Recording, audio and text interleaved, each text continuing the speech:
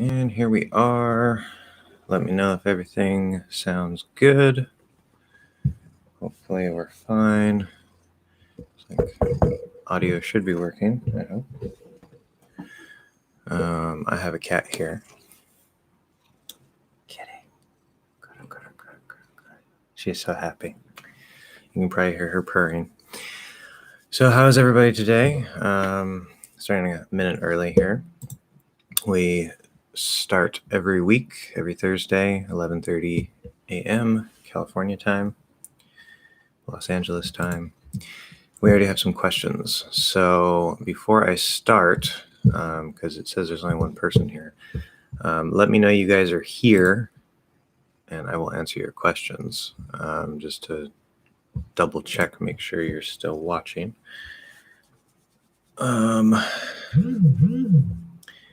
And at 12 o'clock, I will have something that I need to do on my phone for a minute.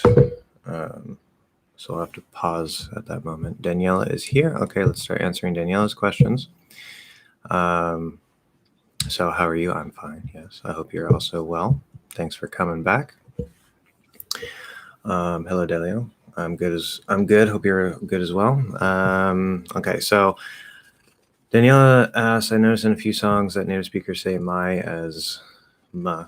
Okay, so I was wondering if that just happens in songs or some natives also speak like that in everyday conversations.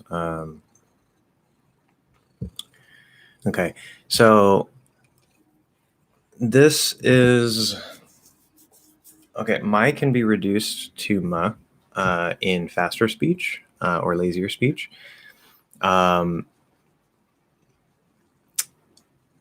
Music is a bit different. So anytime you notice something that seems a little strange in music, it's likely because it's music. Like one thing I actually became conscious of is like the T sound, because we're not supposed to do T like t, t, t, right? Like good time, time. It's like it's a little too strong. It's kind of sliding a little bit, but in music, you'll commonly hear a strong T that way. But that's not part of normal speech. So yeah, it's a good question, but my is not supposed to be pronounced that way. If you say makar, and you make it a little clearer that you're saying ma, not my, it's going to sound very uneducated. But if you're just speaking quickly and you say, oh, that's makar, then it's okay. It doesn't have to do that. You don't have to reduce it. You can still say I, or we'll actually probably cut the diphthong I into just the ah part, makar. That's makar, ma. And then that ah can sort of reduce into an, again, faster speech, lazier speech. But if you're getting a little clearer, a little slower, don't do that. I even heard by myself. Yeah, again, same explanation, same thing. Second question, do native speakers tend to, hello, Gabriel. Do native speakers tend to change the a for a in songs? Because in one of the previous songs I mentioned, Bruno Mars said the verb had as head. When I was your man, yeah. That can also happen. A in words like had or that can reduce. It doesn't really matter that much because there's also the lazy ah, which sounds very much like eh. I have noticed that you can reduce it all the way up into eh, and it's okay if you're speaking quickly. So it doesn't really matter either way. I wouldn't worry too much about it. And that's also in speech. It's not just in music. So yeah. It might also be in some other words, but I've noticed that tends to happen with a lot of these like high frequency function words that have ah, especially when they're not stressed. Have is kind of special because it's one of the most common words in the language, but yeah. Okay, and then for A, I don't know if A is here. Please let me know you're here, A, so I can answer your questions because I want to make sure you're here. I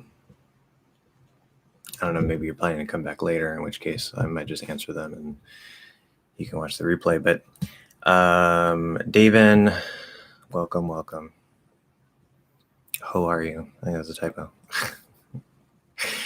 Yes, went to the post office today to pick up my English Hacks tote bag and t-shirt. Very nice. Good. Yes. Patreon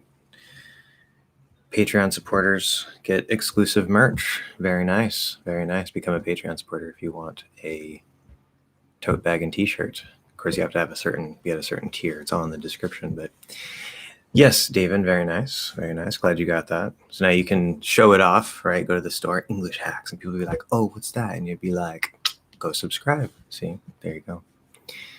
You are an ambassador for the channel. Anyway, Gabriel talking about songs. There's an Ariana Grande song. No apostrophe S. Okay. A little grammar thing. So it would just be an Ariana Grande song. Now, if you say one of Ariana Grande's apostrophe S songs is blah, blah, blah, or in one of Ariana Grande's songs, blah, blah, blah, blah, blah. But in this sentence structure, no apostrophe S. We're basically using the name sort of like as an adjective of sorts, just like we say he's 5 years old or he's a 5-year-old. There's no S there. Technically a little bit different, but it's a similar mechanic in the language. Okay, blah, blah, blah. There's an Ariana Grande song where she says the word barely. I think that's supposed to be like this. Barely. The way you wrote it sounds like it's related to a bear, like the animal. Like belly. She literally dropped the R. Probably something like Bailey. I would ignore it. That's either music related or regional. Yeah, like as I said, guys, songs are really, really great for language learning, vocabulary, grammar to an extent, but and just exposure, right? Getting the language into you, enjoying it. But for pronunciation is not the best source of material. Overall, yes. I mean, the language is still the same. It's English, right? But because there's so many weird little things that happen, if, as I said earlier, if you notice something that seems a little strange or a little weird, it could be something that also exists in normal speech and you just like never noticed it in the flow of normal speech. But it's very likely that it's just a music thing, because all kinds of weird little things happen in music. So I'll give you promo in my country where I go, yes, very good. I'll be the #1 source of English learning in Czech Republic. Yes. Oh my God, cat, what do you want? For those of you who don't know, I have a cat here. And now she's annoyed because she doesn't like me to hold it like this. WLF retracted message. That's okay. You want to go? Go on. She's kind of like trying to dig her claws into me. That was annoying. Okay. So still waiting for A. I guess I'll go ahead and answer A's questions. And then if they come back later, then I'll just reference at about 8. So at about 9 minutes is when I'm going to answer this, so I can remember that. Okay. Could you say several times and explain the pronunciation? Princes, princess, princesses, SARS, and Serenas. Okay. So for the first one, princes. So that's the NS combination, which sounds like the TS combination. It's the same thing. So you're pushing the S through that position, right? And it's going into, it could be it or it doesn't really matter, but the S is going to be a Z, right? So princes, princes, princes, princes. The second one, and that would be the plural of prince, right? I mean, male, son of the king, right? The son of the king, prince. So plural, princes. Then singular, right? The daughter of the king would be princess, which we usually use the other princess. It's on the print part. I switched it to emphasize the female versus male. But yeah, princess, princess. So princes, princess, princes, princess. So prince and princess, prince, princess, prince, princess. This S ending is very common to note female, like actor, actress, which is something that's kind of changing now. People are just using actor in general. But then the plural of princess is princesses, princesses. So you still have this S for the female, but then this is just like princes, princesses, princesses, princesses.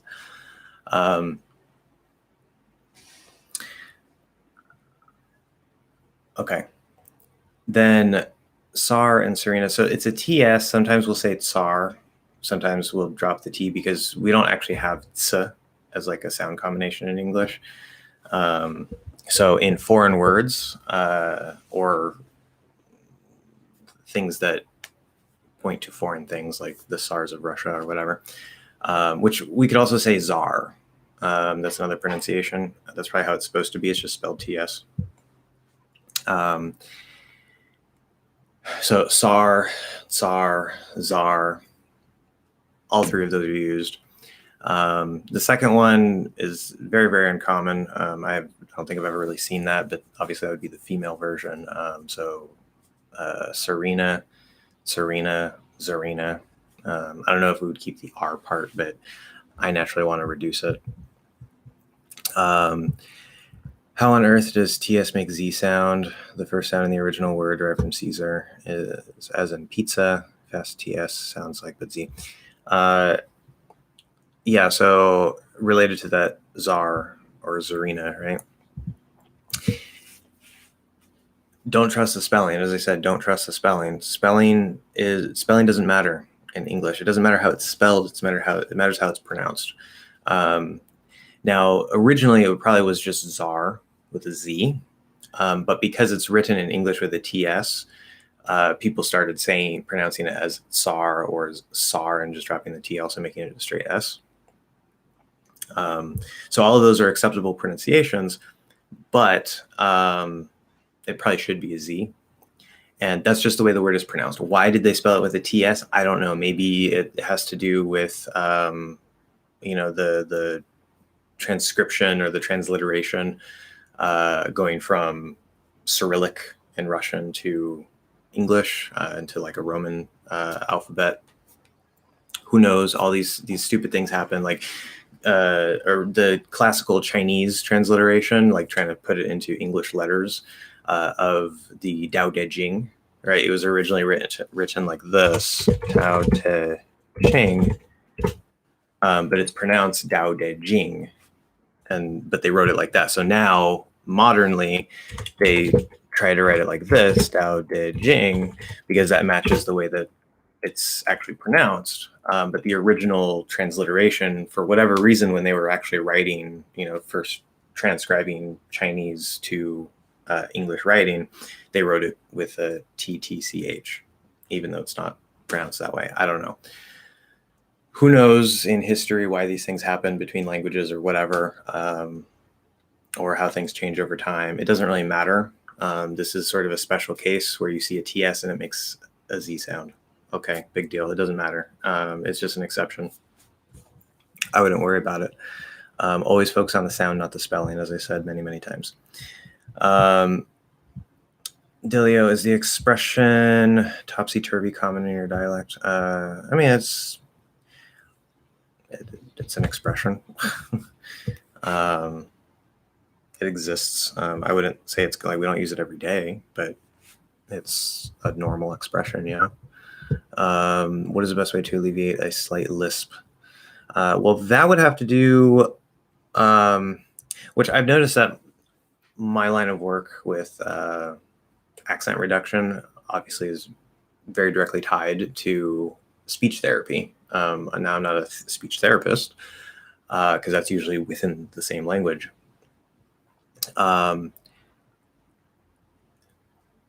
But my ideas on that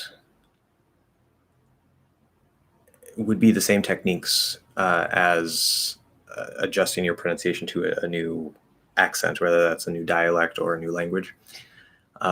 So it's becoming aware of your tongue, doing like tongue exercises and playing with sounds and trying to build up a feeling for how your tongue feels, like what it's actually doing. Because we just say words and we don't feel our tongue. But when you start building up that awareness by playing with it, especially in English, in your native language, everything, just play with sounds, try to feel your tongue. Once you start building up that awareness, and then you go to wherever you're making the lisp, like maybe it's with the S sound or something, you say, okay, so this is what I'm doing. And then especially if you can hear the difference and okay, so this is what I'm doing, but this is what I want to do, then you just say, okay, so if I normally do S, like, let's see, can I do a lisp? Like something. I guess that's kind of a lisp. I don't know. So you say, okay, well, what part of my tongue am I using? How is the air flowing? What do I feel? And you say, okay, so I want it to sound more like something. So what do I have to do? How can I make little changes in my tongue to get away from the lisp and into this clearer sound? And you just play with, making little changes in your tongue until you get closer and closer to the result that you want. Again, I'm not a speech therapist. I don't know the neurology, or not the neurology, that's what I'm looking for. Neuro something. The neuroscience. I don't know the neuroscience behind having a lisp or whatever. I don't know if it's like ingrained in your brain or if it's adjustable. I assume it's adjustable. So that's what I would recommend. Play with it, become aware of your tongue, and then make little changes to get closer to the clear sound instead of the lisp. Denny Buck, welcome back. I started reading your book last Sunday. Which one? I have many. I assume probably the preposition one. That's most popular. I had it on my shelf for a few days, but I started to be frustrated as my goal is to sound like a native. So I decided to read it, and it's helping. Very good. Well, I'm glad. Perfect. Good to know. Thank you for letting me know. Okay. David, while we're on the topic of music, I know you hate it, Lowell. Well, I love music, but yeah, in terms of pronunciation, I'm not a big fan. But it helps a ton to get your feedback on this. I appreciate it 100 times. If you could listen to Michael Jackson's song Bad, a very obscure song, 113 to 117, and then 125 to 127. Most of the time I hear him sing he's bad. Yeah, no, I'm already aware of that. He's I'll double check, but I'm pretty sure, because I'm already aware of this one, I'm pretty sure he's using the lazy ah sound. Bad Michael Jackson. Definitely need the headphones for this one, or I'm going to get a copyright strike because YouTube is broken. Okay. Let's see.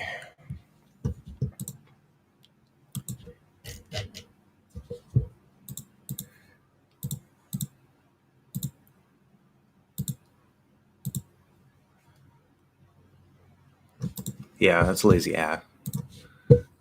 Definitely a lazy ah. Saying like, I'm bad. So he's not saying I'm bad, right? Or he's not saying I'm bed. No, it's definitely not eh. It's a lazy ah. 100% certain on that. Then there's an Ariana Grande song, Nasty, which is a similar situation. It sounds like she's singing Tonight I Want to Get Nasty. That word, so we have a special way that we say the word nasty in sort of a playful way for effect, which is we'll either make it a straight eh, say like nasty, or more likely we'll add a little, we'll say like nasty. That's yeah. We'll add like a y to it, and we might go down into ah, or we might kind of stop at eh. Nasty. That's nasty, and it just sort of emphasizes the word in a playful way. It's not the standard normal way to say the word, but tonight I want to get a nesty. It could be that she says it that way. I guess, let's see, 48 to 50.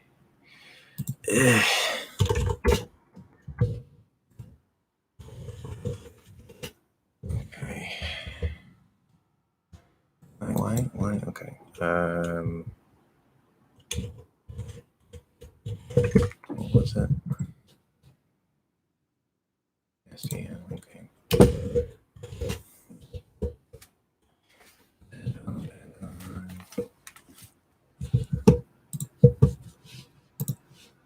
Uh, 40.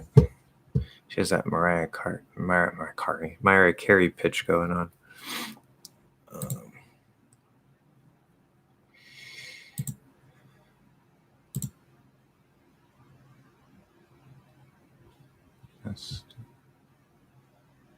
Yeah, so she's definitely not doing that Nia thing. Yeah, I'm just hearing her do a lazy ah. Definitely doesn't sound like Nestea, because that would also be a different stress pattern. That's Nestea, not Nestea. Yeah, she's doing a lazy ah in that as well. By the way, I'm using the shortened version. Bad music video for the timestamps. That doesn't matter. Okay. C. I don't know how to pronounce that.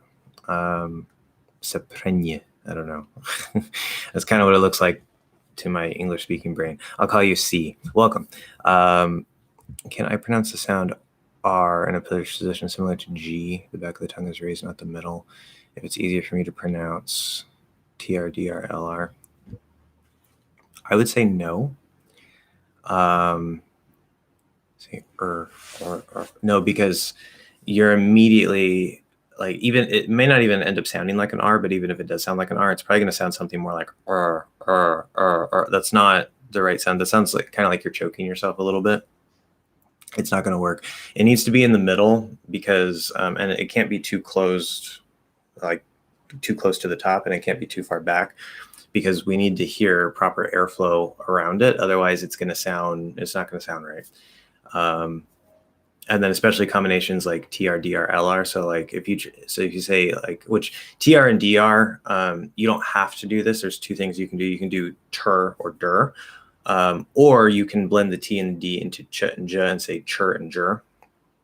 Regardless, if you pull all the way back into like this sort of G position, ter, train, drain,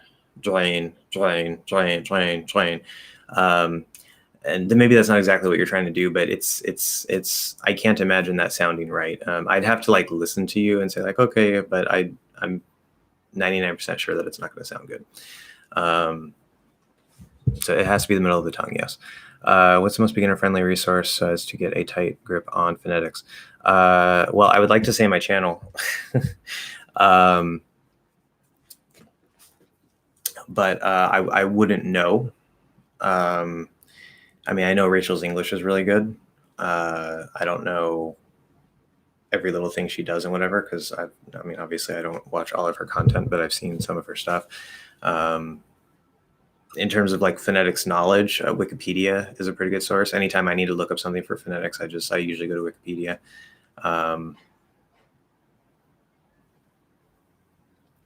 That's not necessarily beginner friendly. So I really don't know, unfortunately. But I would also say, so phonetics, I get to clarify here. So I think this is an important distinction, and this is something I made this distinction before on my channel, especially in the live streams, so knowledge and skill are not the same thing in anything. It could be music, art, it doesn't matter. Knowledge and skill are not the same thing.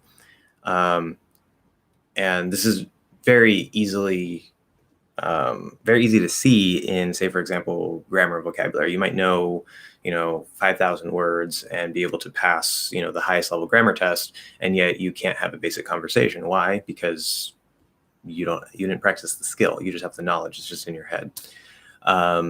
It's the same with pronunciation, and most especially, like even more so with pronunciation, because pronunciation is the lowest practical unit. It's how are you physically producing the sounds? How are you moving your mouth, and using the different articulators and blah blah blah, all this stuff. And having that knowledge, some of that knowledge is very, very useful. Some of that knowledge. But most of that knowledge is completely useless for you to improve your pronunciation. Completely. Like absolutely 110% useless for you to improve your pronunciation. Especially when we get down into like certain like splitting hairs, and there's certain things that linguists disagree on about phonetics, like even like within say American English, some linguists say, oh well, it's more like this, others say no, it's better to describe it like that. And so there's some things that don't even have consensus, like agreement among the experts. And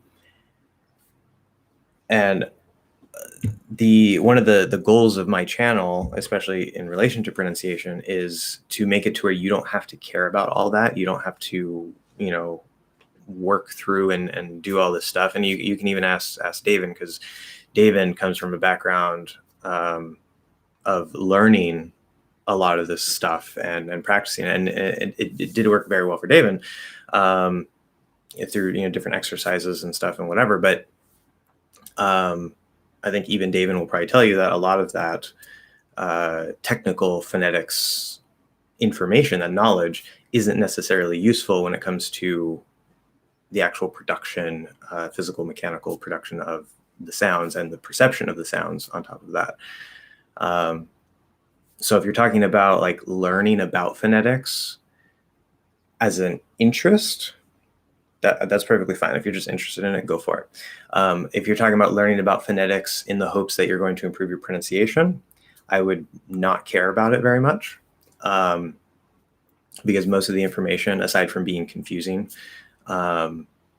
is just not really going to help you with your goal of improving your accent. So my channel attempts to try to make that easier for you and give you what you need without all that technical blah. Denny, I'm reading Building Your Path to, okay, so to Fluency. Yeah. Okay, good. Yes, that's my general language learning book. And as I mentioned at the beginning of the live stream, I know I have some more people here. In 3 minutes, I have to do something on my phone for a minute or two. It's a special thing. So we'll have to take a quick break. I gotta keep an eye on this, but let's continue here. My listening has been severely, I think severely, there's a misspelling there, severely. Severely, how do you spell severely? That's a good question. This way, yeah, that's right, severely. We're not even sure how to spell things ourselves sometimes. Severely affected by Ariana Grande's high notes. I'm still recovering daily. Okay, I also have a question about, did I skip anything? I don't think so. Okay, good. I also have a question about the there's video title, a little bit ghetto, a little bit hood. Hood is one of the high schwa words I always forget about, where a prominent reality TV star describes another co-star as hood. But the way she articulates the word is unlike anything I've heard before. I'd like to know how common it is to pronounce the way she did, and if it's non-standard or of a dialect, but native speakers still recognize it as high schwa vowel, as I guess it's part of the range of the sound. A little bit get a little bit. What's the timestamp for that? Maybe you already have it. I just haven't seen it. Yeah, I mean, I have to actually hear them say it to know what's going on. 1 minute, 15 seconds. A little bit get a little bit hood. Oh, it's only 7 seconds. I guess it doesn't matter. Okay, let me try to set this really quick.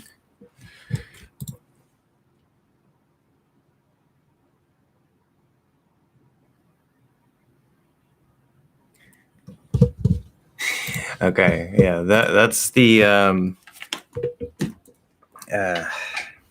to me that sounds a little bit like I guess that sort of African American vernacular little tweak of the pronunciation, but we can also do that if we are how do I want to put it, sort of exaggerating the word playing with the word a little bit. Just like instead of saying nasty, we can say that's nasty, right? You can say instead of hood, we can say a little bit hood. You know, it's there's a little bit of a range of how exactly it could come out. So it's kind of standard, kind of sounds like it's coming from the African American thing. Give me 1 second here. This thing is now, I have to do this. Just bear with me 1 moment.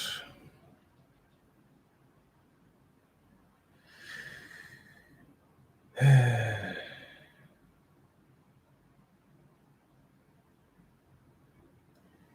on. Oh my God. Already. This thing is broken. Severely broken.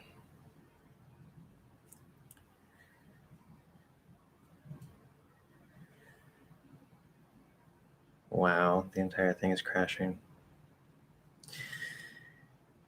Oh, seriously, this is like the worst one yet.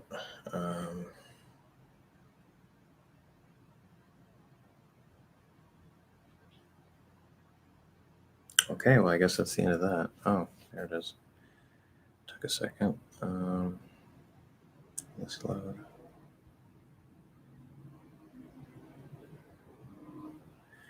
Sorry, guys. This is a special thing at this particular time that I have to try to do. I don't know if anybody knows anything about NFTs, but if you do, that's what this is related to.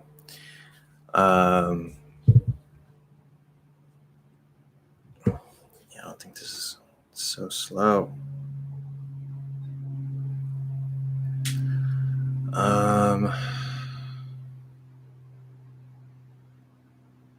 I was referring more to sites that hold your hand from A through Z. Yeah, I wouldn't know. Although I don't know if that's intentional, like A through Z, but like that also, because we also use that meaning like from start to end, like every detail. So given that we're talking about pronunciation and language, that's actually a nice pun from A through Z. Yeah. I usually read out loud right after a shadowing session, so I can try to apply the patterns I pick up from the shadowing. What do you think of that strategy? So read out loud after a shadowing session. That's good. I've never actually thought about that. That's a pretty good idea. I definitely think that would be useful. I don't think it's necessarily ideal.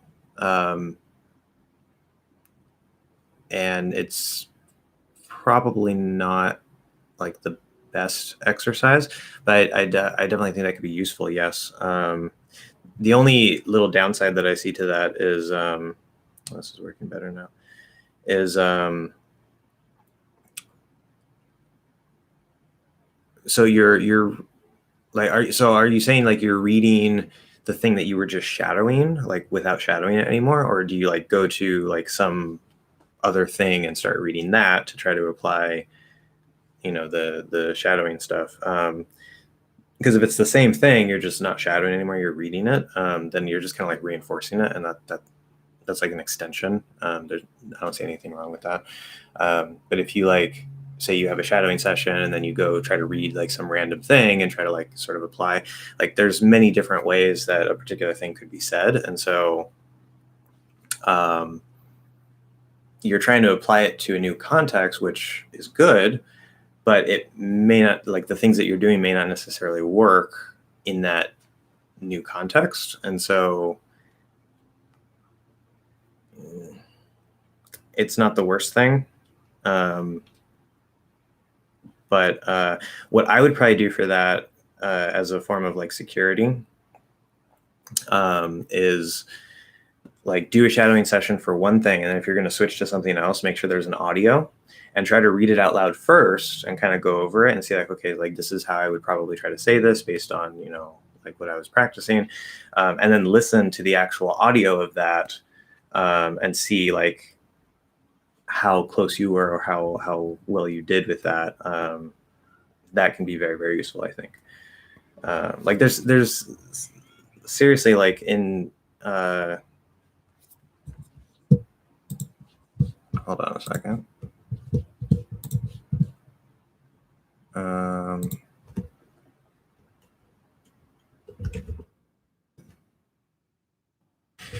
There's seriously like a million different things that you can do in learning a language. For like, I mean, we talk about vocabulary. There's a million things you can do. Grammar, a million things you can do. Pronunciation, a million things you can do.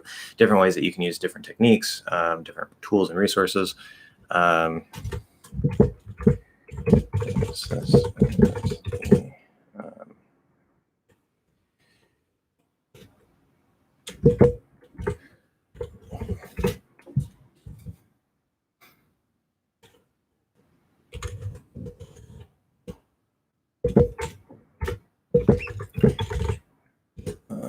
What was it? Saturday, Friday.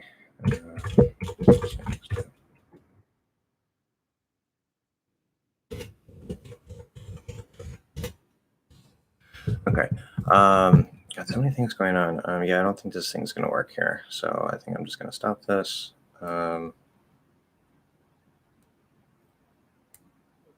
Whatever. Failure. Okay. Okay, back to this. So yeah, I'm illiterate today. Sorry, that's okay. I'm a little illiterate every day. 100%.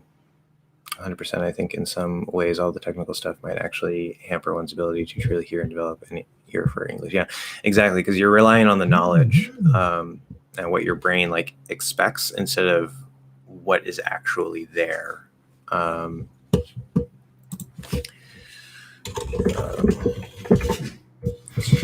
So anyway, could you repeat the same feat Steve mentioned in the comment of your last live? I didn't know the thing he mentioned could ever happen. At least I never tried to pay attention to that. So it's completely new to me, making a globalization of the word in.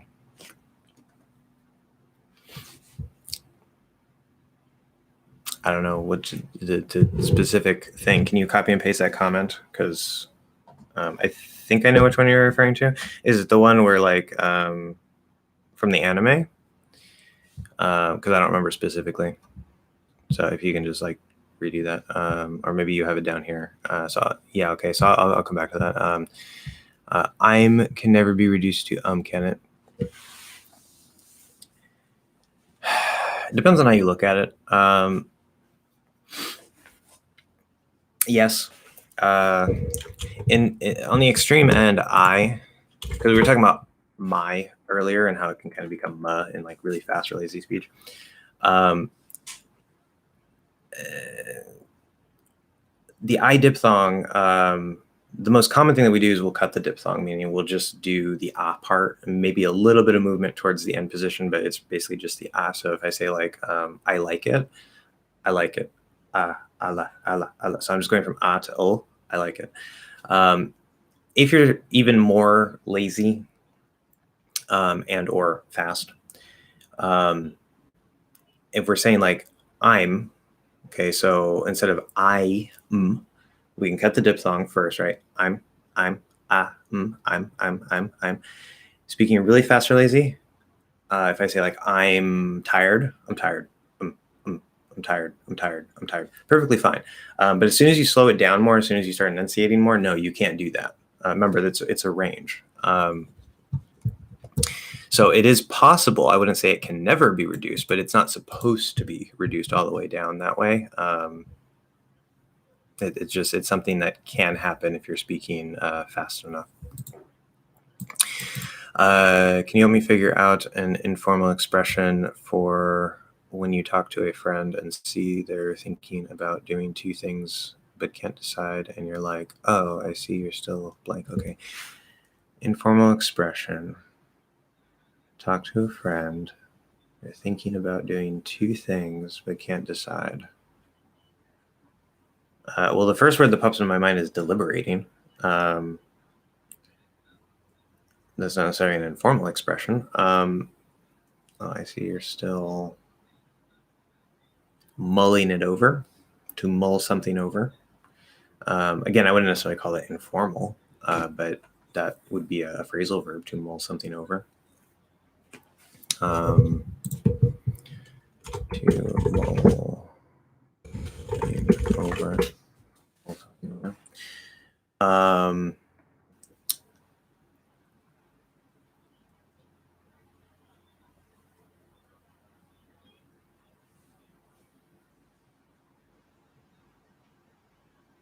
Yeah, nothing else is really coming to mind.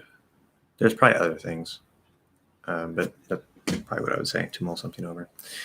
I keep wanting to say they're torn, but I'm sure there's a better idiom or phrasal verb or something. I see you're still torn. Yeah, that could potentially apply. Now, torn sounds very, very strong. So, number one, in the context, you would have to know that they're trying to decide between two really big things, and it just has to be big to the person, right? Like it could even be like, okay, deciding which restaurant to go to, but like maybe they really want Mexican food and they really want Japanese food, and they're just like, I don't know which one I want to do. I'm torn between the two, right? So it doesn't have to be something serious necessarily, but it's a torn is a pretty strong word here. So that would have to be in the context to use that. Deliberating sounds so high class. Yeah. It's a standard thing, but it maybe is a little fancier in a way. Okay, so glottal stop of the word in, because you give the example of mountain, so it's not like she's making a back end or something like that. Is it? I appreciate you clarifying. Yeah, so this has to be the one. Let me pull that up.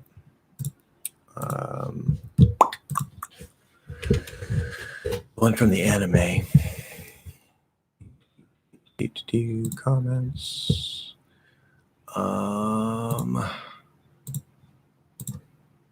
Should be a recent one here. Yeah, so anything special happening from the romance anime Yahari Ore. I don't remember the sentence. I should have wrote oh yeah, no, sentence right here. Hey Rumi, wanna come hang out in the water with us? So this should be the sentence, so everybody knows what we're talking about here. Okay, so I want to come hang out in the water. Okay. Remember, there's a full range. So when we talk about the word mountain, notice I just said mountain. I'm pushing out a little weak T. That's fully enunciated. Okay, remember that. It's not just like, oh, the word is pronounced mountain, and that's like how, like, that's just like the way to pronounce it. No, the fully enunciated version is with the T. And that's fine if it happens to come out, or you push it out, or you're speaking more clearly. There's nothing wrong with that. But of course, we normally do mountain. So there's this sort of T plus unstressed vowel and an N after it, where we don't actually have to say that vowel. We can stop the T instead, and then just release that N. Mountain. So this allows us to stop the T in the middle. This can also apply between words. Remember, a lot of the things that can apply between words also apply inside of words, because all we're really doing, whether we're stringing sounds together inside of a word or we're stringing sounds together, between words. So there's this set of sounds is one word, this set of sounds is another word. Okay, now we're in the flow of speech. Now we have two sets of sound that also just are in the stream of sounds. And so it's like it becomes one big word. Okay. So most linking rules will also apply inside words, and that can go the other way. So here we see where we can do mountain. You can do that between words. So when we say out in, there's a couple ways to do that. You can say out in, do a weak T. That's not very common in American English, but it sounds super enunciated because you're actually keeping the T. Out in, hang out in the water, out in. Okay. Most likely it's going to become a flat D. Out in, hang out in the water, out in. That's very standard, very normal. You could stop the T and then say in. You want to hang out in the water, hang out in the water, out in. Okay, so it's just a normal stopping the T at the end of a word. That's also very common. But in this particular case, in is not stressed. Okay, it just has that little I sound. for the little vowel. And we can apply the same thing like in mountain and say outen, outen. Want to hang out in the water? Hang outen, outen, outen. It's perfectly fine. That's another common thing that will happen. Remember, there's usually more than one possible answer because there's different things that can happen, whether that's the more clearly enunciated version or sort of the normal version. And then even within that normal version, sometimes there's multiple things that can happen depending on the exact combination of sounds we're talking about and how they're flowing together. So yeah, no problem with that. No problem with that. Okay, so I think I skipped over a couple things here. Did I? No. Okay. In relation to my previous question, I just read random stuff, usually books with conversational English. Okay, that's an interesting target. If you're doing that where it's, so if you're shadowing something that was more conversational, which ideally you should be doing anyway, and then you go and say, okay, here's a book that has conversational English in it, and you're kind of trying to apply the same things, that might be a little bit better. But I still see the same issues if you don't have some sort of audio to like check afterwards. But again, I don't think it's a bad technique. It's just it has some potential downside to it. But I still think it's definitely much better than the downside. So yeah, it's good. It's good. Vocal fry is something I wouldn't dare to do to sound natural. So do you think if I just push out air when talking, I can sound better? Don't know if the question was clear. Okay, well, first of all, as I've said many times, vocal fry is not required to sound natural in American English. It is a common thing that many speakers do. I even have some of it myself. It's not required. It's not like a feature of American English that like you have to do to sound American. Like if you don't do it, you won't sound natural. No, it's you can completely ignore the vocal fry. Just don't even worry about it. You don't have to do anything instead. Just ignore it. Now, if you try to push out air when talking, so I made that video a little while ago talking about how to breathe through English. And actually, I'm glad you mentioned this. Let me use an example here. So I did this example with two students who are Spanish speakers. Since I'm a little familiar with Spanish. And I think it's the perfect example to illustrate to you guys. So I want to go, or no, not want to go to the beach. I went to the store and bought a new computer. So this is a sentence from the thought chunking exercise. And I just used this as a random example. So I went to the store and bought a new computer. Now in Spanish, this would be fui a la tienda y compré. I need my Spanish keyboard. Y compré una nueva computadora. Yes, okay. So this would be exactly the same thing, but in Spanish. Okay. And I talked to these Spanish speakers because I wanted to sort of work with them and verify since they're the native speaker. And we came to a conclusion I came to a conclusion with both students, and they're both from Spain. Maybe that could have an effect here, but regardless, if I say this sentence in English, okay, and we're focused on the breath here, just like how much breath is sort of flowing. I went to the store and bought a new computer. I went to the store. I went to the store. I went to the store and bought a new computer. Okay, now if I use that same breath, that same amount of force that I'm pushing the sounds out with in Spanish, and I say this exact same sentence in Spanish, fui a la tienda y compré una nueva computadora. Fui a la tienda y compré una nueva computadora. So, fui a la tienda, fui a la tienda, fui a la tienda. That's going to be very loud. Hopefully that doesn't cause a problem from my stupid neighbor. Let me know if you guys can't hear me very well. Probably can't. I really hate my neighbor. He has this fancy car, and it has to be loud, and it's just so annoying. Okay. So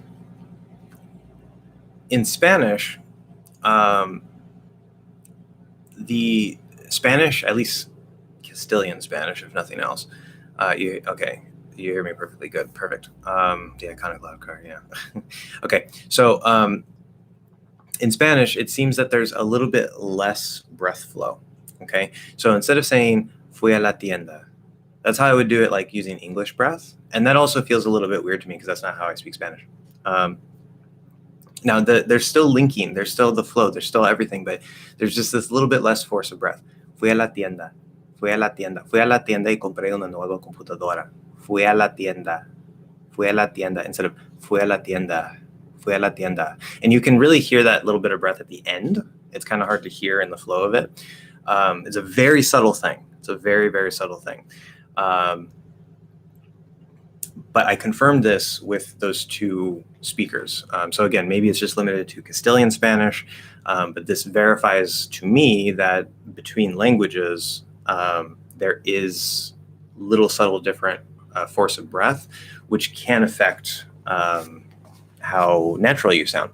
And we know that you can overdo that. If you say, I went to the store, right? Even in Spanish, fui a la tienda, right? It sounds like you're out of breath, or maybe you're like kind of creepy or something. I don't know. But it's not going to sound normal. So I mentioned this because Gabriel asks if I just push out air when talking, can I sound better? Well, I don't know about Portuguese because I know you're a Portuguese speaker. I don't know about the amount of breath Portuguese uses. I would assume that it is probably similar to Spanish. Maybe it's not as much, but I know Portuguese is not Spanish. So I can't completely answer that for you, but it is possible that you may need to push out a little more air anyway. But this is not to compensate for the vocal fry. The vocal fry is something you can completely ignore. So you may need to work on your breath a little bit. And it's also not the biggest point in the world, but if you're trying to get all the way up to like perfectly natural, it can be one of those little tiny things that just sort of will make you sound completely natural or not. So don't overdo the air. That's my main point there. Don't like just try to push out extra air to sound better, because you're probably going to do too much. Does the word behind have the schwa? I mean, the part behind, because I hear that in a British series, and I bet I did in an American English video as well. Yeah, so, okay, one thing that you guys have to keep in mind is that there are standard reductions for certain things. So, like, words that start with B, not the word be itself, but like behind, believe, bespoke, which is kind of a fancy word that we don't really use. What are other words that start with B? Words unstressed. Be, I don't know. I can't think of other words. Or re too, right? Like relieve, rewind, etc., etc. It could be B, it could be re, it could be whatever. The fully enunciated version is with an E. But that can usually reduce either to I or to okay? And it's perfectly fine. So for this word behind, if you fully enunciate it, and you can still sort of reduce it when you're saying it clearly, it's just a standard thing, but it's perfectly possible to say behind, as long as you don't stress that first syllable. The E is like the perfect version of the word, right? Behind. But normally we're not going to say it that way. So you can reduce it to I, say behind, behind, or you can reduce it to a schwa, behind, behind, okay? All three of those are perfectly fine, no problem, except again, the B one would probably be least common, only if like maybe you're really clearly saying or emphasizing the word. Like, I'm too far behind. Even then you could still say bit or but that's a case where you might, the E might come out. Okay. Do you think it's a problem if I shadow and practice the American accent for 2 or 3 hours a day, and then I expose myself to a few British English videos? Is it a problem? I don't know if I would necessarily call it a problem, but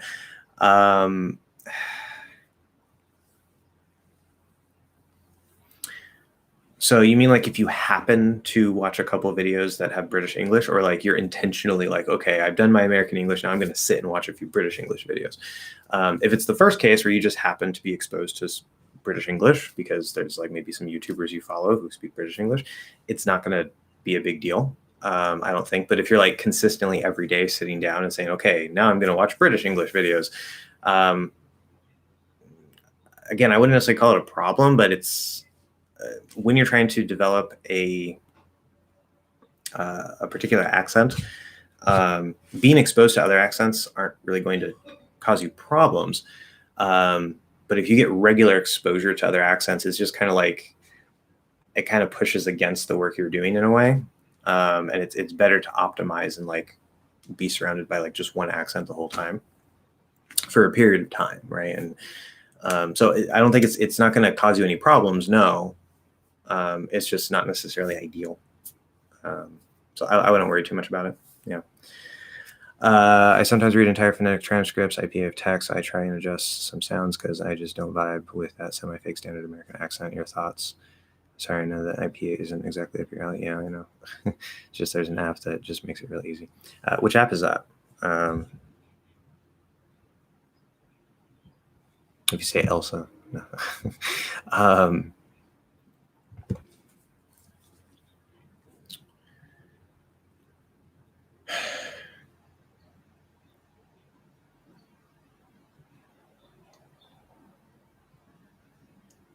So sometimes I read entire phonetic transcriptions of texts.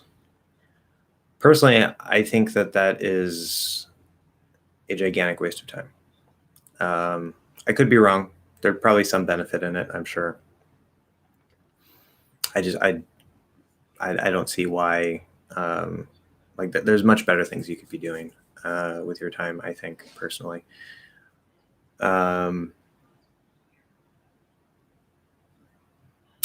Trying to adjust some of the sounds, I mean, that's good, but at the same time, like,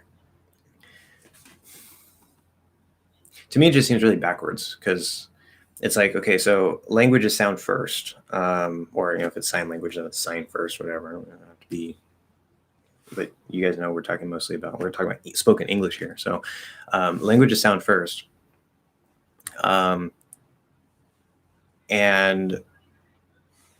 the IPA is supposed to be a phonetic transcription of the spoken language. And so if you're reading a text, it's like, it seems kind of like a good idea because it's like, oh, well, this is like how the sounds would be in spoken language, but it's still a text. Like it's not actually sound. You're just reading symbols, right? It's in the explanation, read, right? Read text. So you're using your eyes. It's backwards to me. It's completely backwards. Again, there's probably some benefit in it. I'm not saying don't do it. I wouldn't do it myself. It just seems very backwards. But anyway, could you explain vowel pronunciation in ing? I try to catch, but something indistinct and variable. Okay. Yeah, so I see A is back. I assume you're still here, maybe. I don't know if you got my explanation earlier. I answered your questions at the beginning. If you weren't here, the timestamp should be around 9 minutes. So you can go back and check my what I said about those. But for this question, could you explain vowel pronunciation in ing? So I have a lesson, a whole lesson about this, the ing hack. You can go watch that.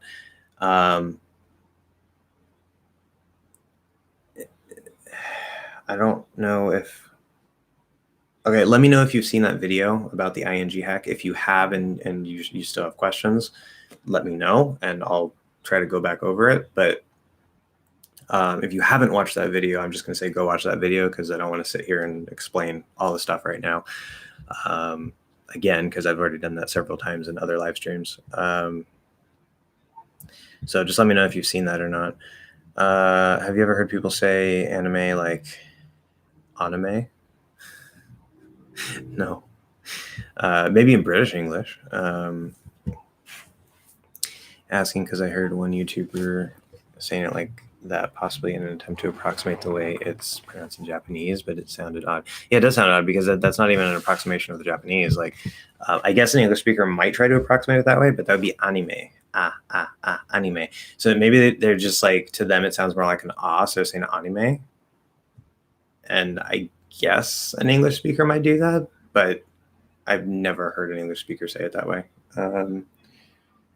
So whatever, it is what it is. The anime. See, because if they're trying to say it in Japanese, they would, instead of na, they would say ni, anime, not anime, like anime. No, like that. Now you're just mixing languages. Can you type the phonetic transcription of the word believe? I find it kind of confusing because I hear the B sound as a little bit of the E vowel sound at the end of it and then preceded by an I don't know if I'm wrong. Okay, well, as I said, there's several ways to pronounce it. So it would either be, oops, I'm on the Spanish keyboard still. This, or like this. All of those are fine.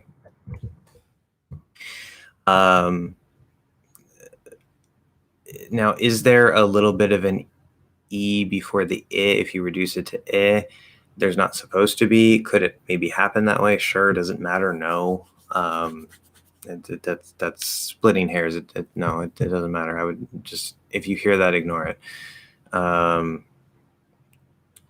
Okay. There's some noise. This is supposed to be an S. Noise in the back, but no problem. Okay, good.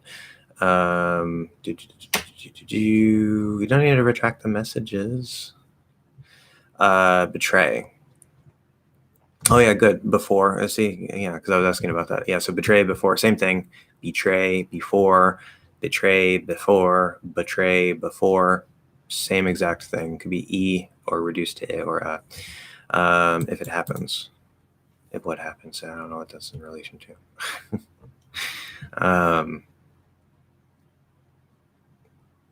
By the way, what accent do people from Alaska have?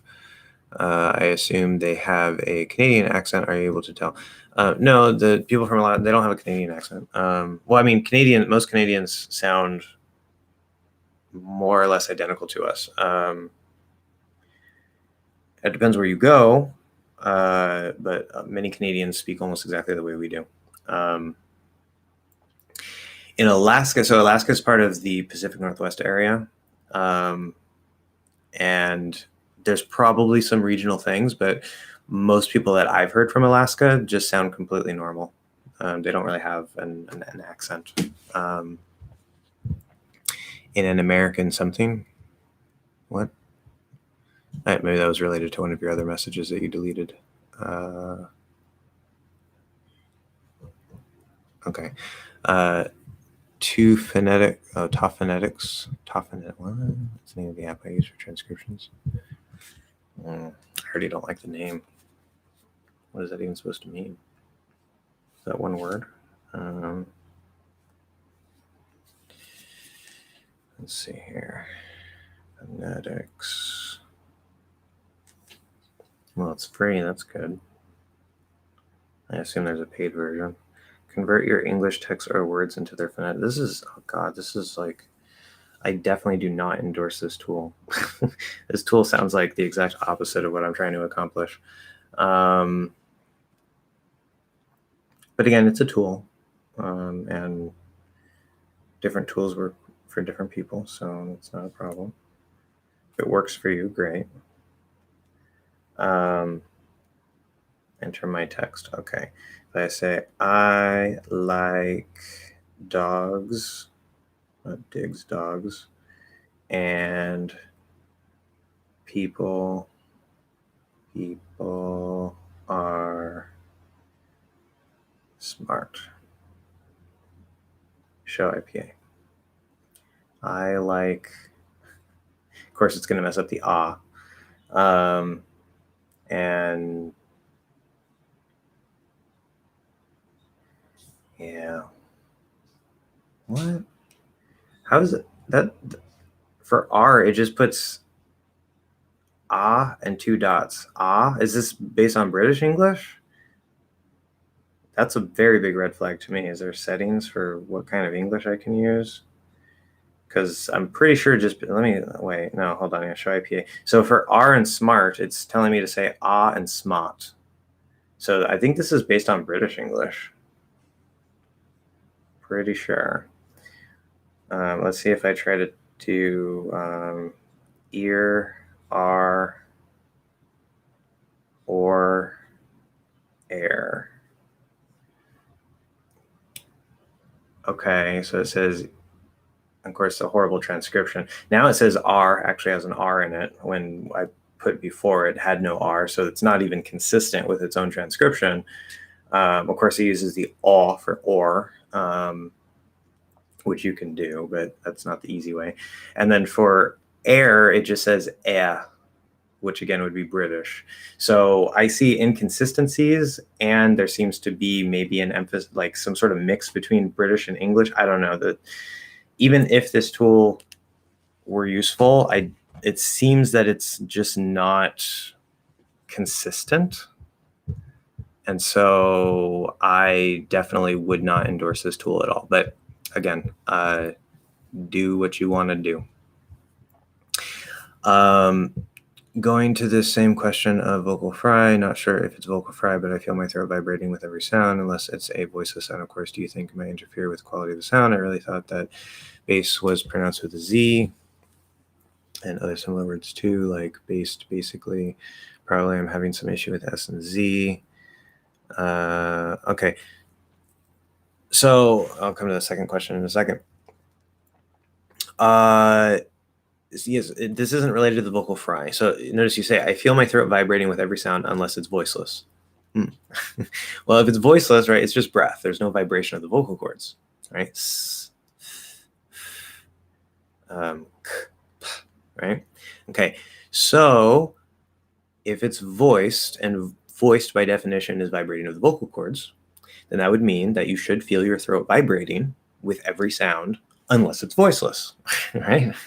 So that's just normal speech. No, it's not going to interfere with the quality of the sound. That's how the sound should be. Now, as for, like, in the case of bass, yes, that is an S. That's not a Z, it's bass. So the B is voiced, all vowels are voiced. So we get voiced voice, and then the E at the end is silent, of course, but the S is voiceless. So B, A, S, bass, and it becomes voiceless. So vibration until the S.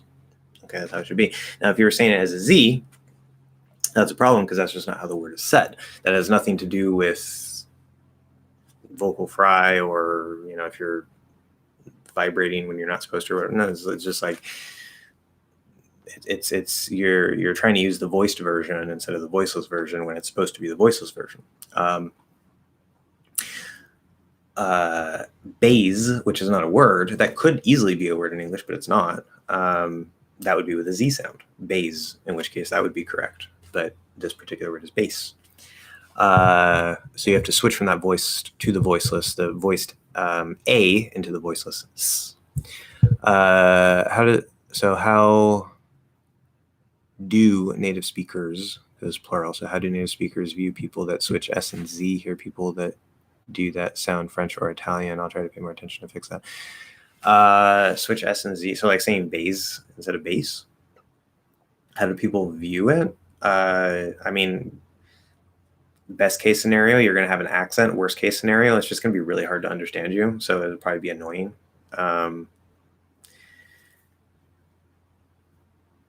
Yeah, it's just not the way that the words are the words are pronounced. Now there are, I can't think of any off the top of my head. There are some cases where you can use an S or a Z, and it doesn't really matter. Usually it's going to be either S or Z, they're not interchangeable. But and then sometimes it'll change, like is a Z sound, but and when we combine it, like he is, he's, she is, she's, it stays a Z. But when we do it's, because of that, the interference of that closing into the T position, we don't say it's, we say it's, and it actually becomes an S in that case. in the contraction. So that's a case where it would switch into an S due to the physical mechanics of what's going on in the mouth. But that's a special case. Normally, you can't just like randomly change S for Z's in whatever word you want. So definitely something you want to fix. Yes. I think the reason the app put the R in there is because it was followed by a word beginning with a vowel. Brits use an intrusive R to link words, lore and order. Yeah, okay, whatever. Either way, and this whole intrusive R is also something that should just be ignored. It's something to be aware of, but it's not. It has zero importance. Some people speak with it, yes. Most people in American English do not. Might pop up randomly every once in a while as a slip of the tongue, but not a concept you need to care about. But regardless, it doesn't care. It makes it even if, let's say that's perfectly fine. Number one, that doesn't match American English, I don't think. Number two, it's just making it unnecessarily complicated. You guys already know my stance on the IPA and how horrible it is in American English, so it's a moot point. Can have to be pronounced as have to? Like I just did, yes. It's not without the V, it's that the V is changing to an F. It's not have to. If you do that, it's not going to work. But because it seems some Americans replace the V for an F. It's not that some Americans replace the V for an F. This is a standard thing. So have is a V. Have is a V. It would be have, right? Whoops, sorry. Sometimes I forget to put the silent H for have. So Alec and cat have, right? And it's supposed to be a V there. And normally have will use the V. Have to is a very special combination. That is a very high frequency collocation or chunk. And usually things that get changed to go from left to right with the flow of the sentence, like sounds will link over this way, things will blend this way, whatever. But occasionally, like in cases like this, you'll actually have a backwards effect to where the voicelessness of the T is actually affecting the V and making it voiceless into the F. So we end up with have to. Have to or to will usually reduce to It doesn't really matter, but have to. Okay. Special case. But very common. That's a normal way to say it. Now, do you have to do that? No. Sometimes it will come out as a V. We'll say you have to do it. You have to do it. Not common, but it can happen. And sometimes we'll actually do let the V affect the T and make the T into a D sound. Have to, I have to go, have to go. You'll hear that as well. But those two versions with the V for have and to combined, those are not particularly common. 99% of the time, we're just going to change it into an F and keep the T as a T. That's a standard thing in American English. It's not informal. It's just part of the way we speak. Okay, my speaking partner and I tend to lack of topics to talk about. Okay, so no of, just lack topics to talk about on phone calls. Since you know about that, can you suggest me something to do in order to feel that I'm really boosting my English? Yeah, so I spent countless hours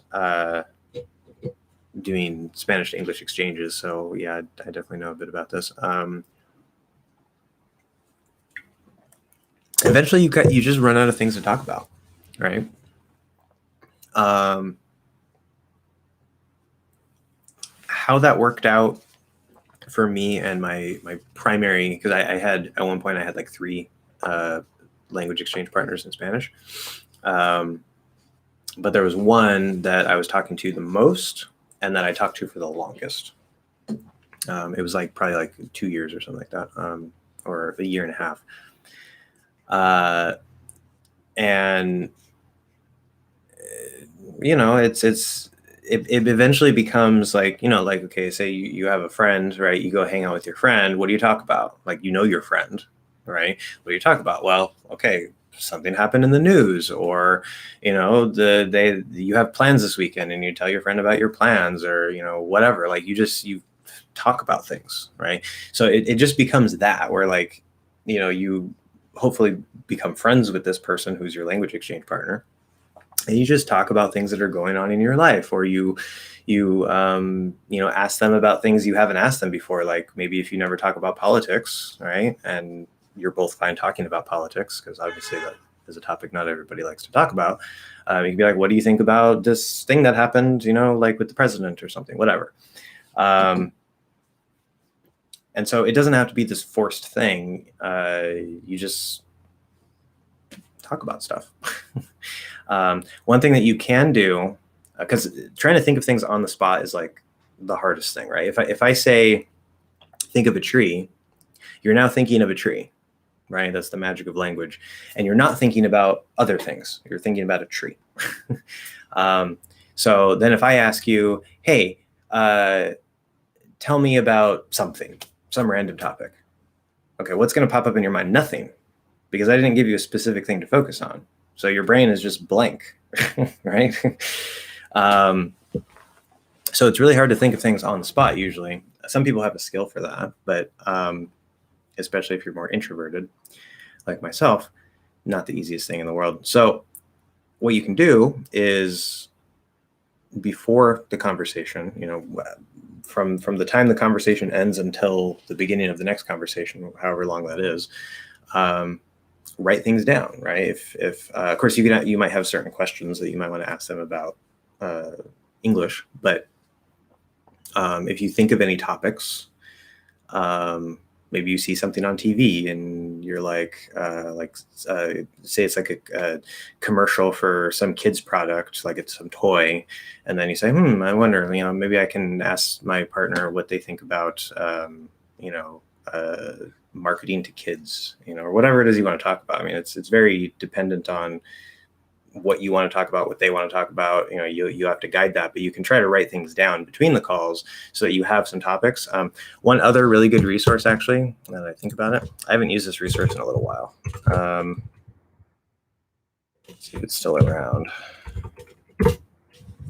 It is. Two resources that you can use that are very useful. One is this link. This is actually a resource for ESL teachers. It's itesselj.org/questions. People are laughing and I don't know why. And this is, in terms of like just a bunch of topics that you can choose from, this is a really great source. You can click on one and then there's a bunch of like related questions.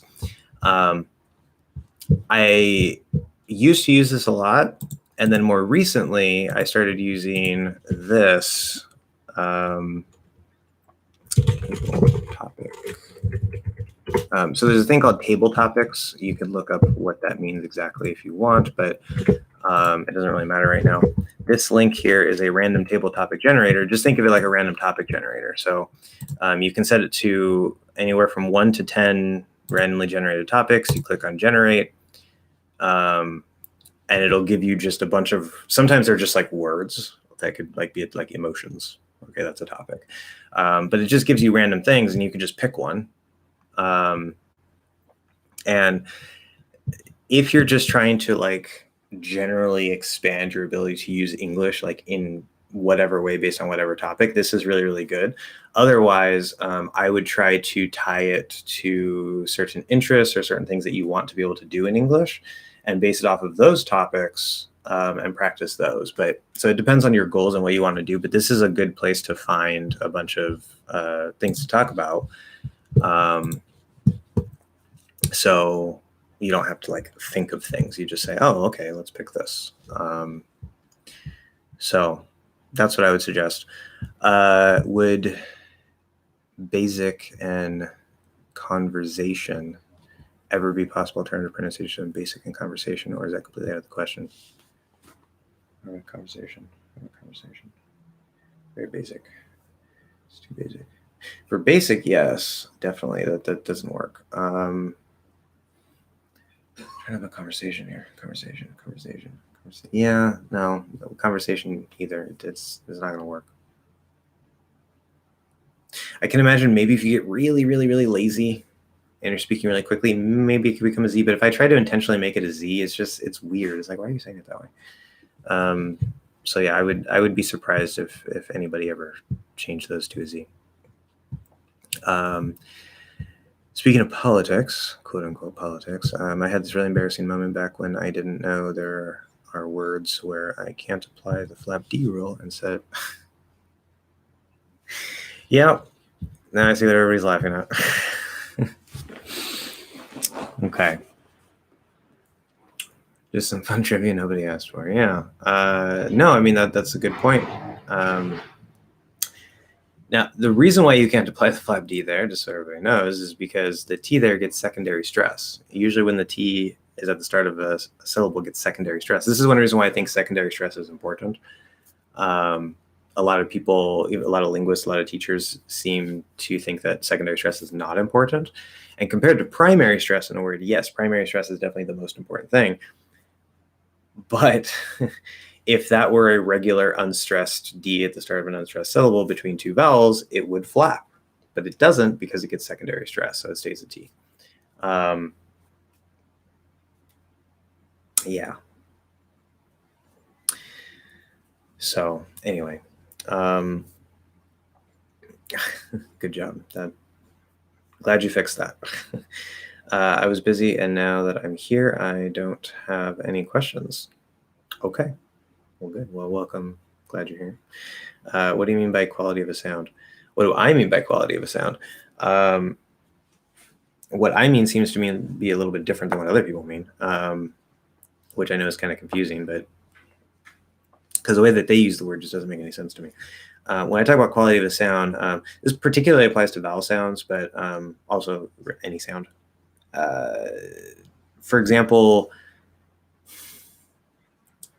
I don't think I can reproduce it right now, but I like using Hindi as an example because when I did a little work with Sedent, and he's a Hindi speaker. And it turns out that the I, the second vowel sound, I, or like it, it, that sound exists in Hindi. If you look on the vowel chart for Hindi, it's the same IPA symbol, but it's actually a lot farther back. It's almost like in the middle.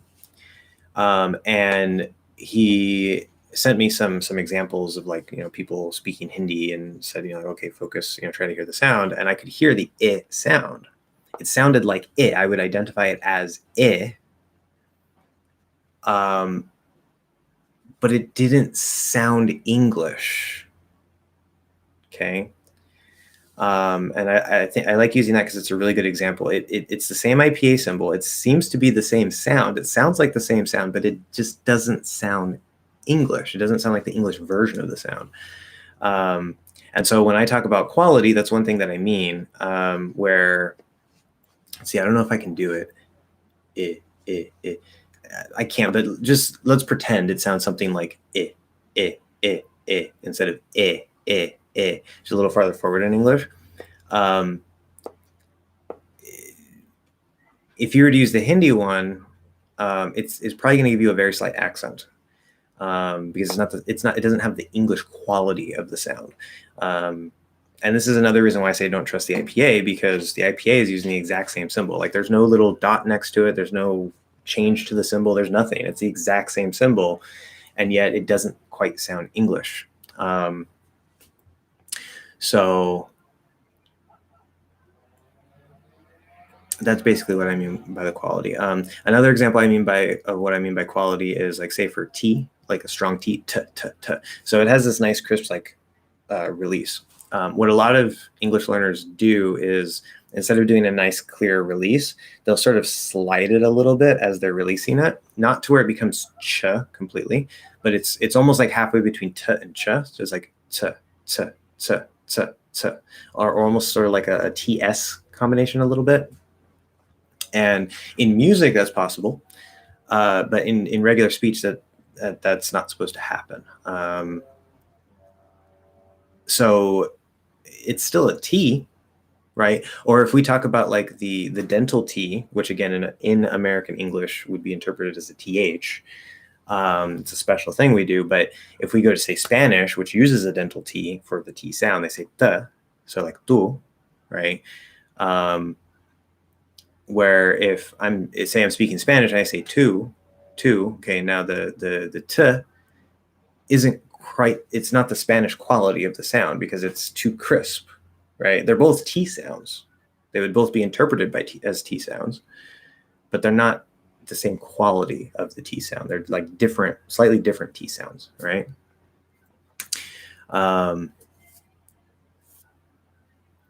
So that's generally what I mean. It's sort of like the exact nature or version of that sound, even though it might still be like, you might be able to do the more than one thing to produce what would be perceived as the same sound, sounds like the same sound, but it just sounds like the two versions sound a little bit different from each other, and one isn't the way that people actually speak, right? So you need to match like the English quality of the sounds. If that makes sense. Hopefully that makes sense. Okay, if you ever decide to sell merch, we need a t-shirt that says, "Why are you saying it that way?" I know, right? That was actually a good idea. Which, by the way, so I forget the number. I think it's something like 50,000 subscribers, or maybe it was 10,000. I don't remember, but you guys have probably seen for some YouTube channels under the video, there's like merch links and stuff, which I assume YouTube is still doing that. I don't see why they would change it. But you have to have like a certain number of subscribers to unlock that feature. And once we reach that point, I do plan to have some merch available for anybody who wants it. Right now it's only on Patreon, and the Patreon ones, right, has like the VIP on it and stuff, so it's Patreon exclusive. But I do plan on having other merch later, yes. So you guys can show off that you are English Hack supporters. Thank you so much. You're welcome, Daniela. I have to remember that one though. Why are you saying it that way?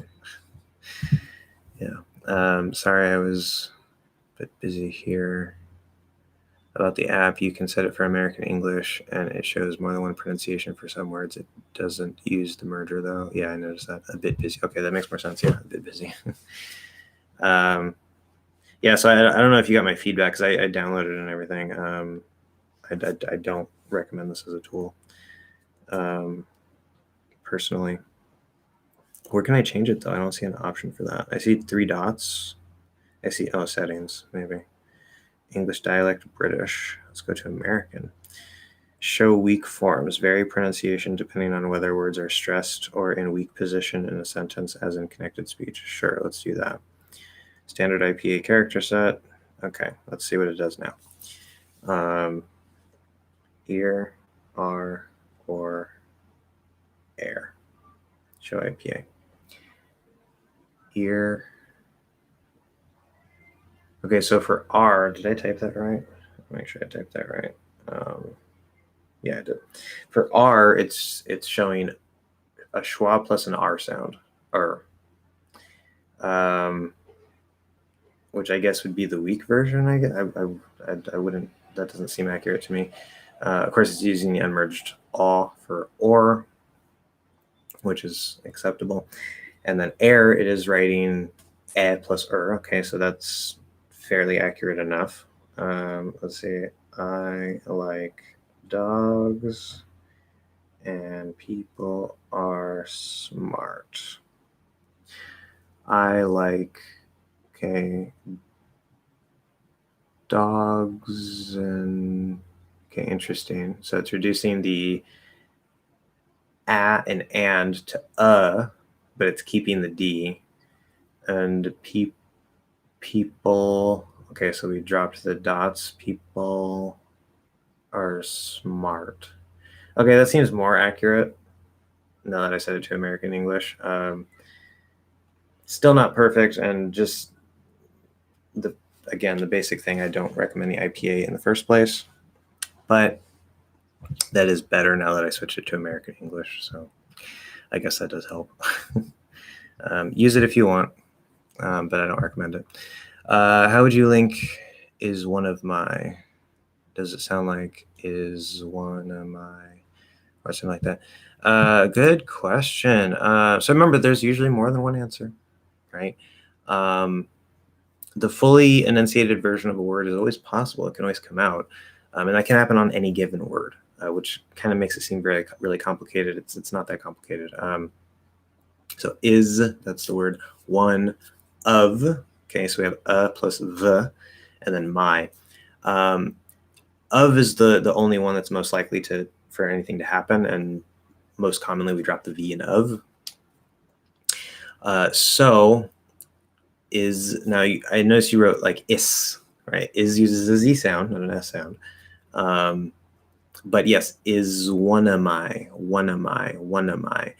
So it's like one of my, is one of my. That would be a very standard way to do it. Can you say the V in of? Yes, you can. Is one of my. Whether that's just a little sort of, okay, the V is there. I'm not enunciating it super clearly, but I'm kind of hitting that V and then going to the M. Possible. Or it is one of my. He is one of my friends. That sounds very enunciated. We're probably not going to do that, but it's possible. And then the my, again, if you're speaking quickly, we talked about earlier, I can potentially reduce all the way down to a. So if you say one of my friends, right? One of my friends, one of my friends. He's one of my friends, one of my friends. And there's this range between I cutting the diphthong, just saying ah, and then going all the way to the schwa. Again, only in fast speech, you can do that. Most commonly, we're just going to cut the diphthong to ah and say my friends, one of my friends, one of my friends. So a couple different things that can happen there. But yes, you're mostly correct, or you're pretty much correct. Yes, is one of my. Is this quality thing what happens with the English E sound and the Spanish E sound? I can't give an example because I don't really know Spanish. I'm just using it as an example because I'm pretty sure it's the same as Portuguese. Yeah, I don't know if the Spanish and the Portuguese E have the exact same quality, but that's one of the good things about the E sound is many languages, in my experience, every language that I've looked at has an E sound. But if you listen very, very closely, there's usually a slight little difference in the exact way that it sounds. But the good thing about the E sound is that it doesn't necessarily matter that much. It might depend on the exact language, but like say between Spanish and English, if I listen closely, I do notice there's a little bit of a difference, but it's so small in the case of this particular sound that it kind of doesn't matter.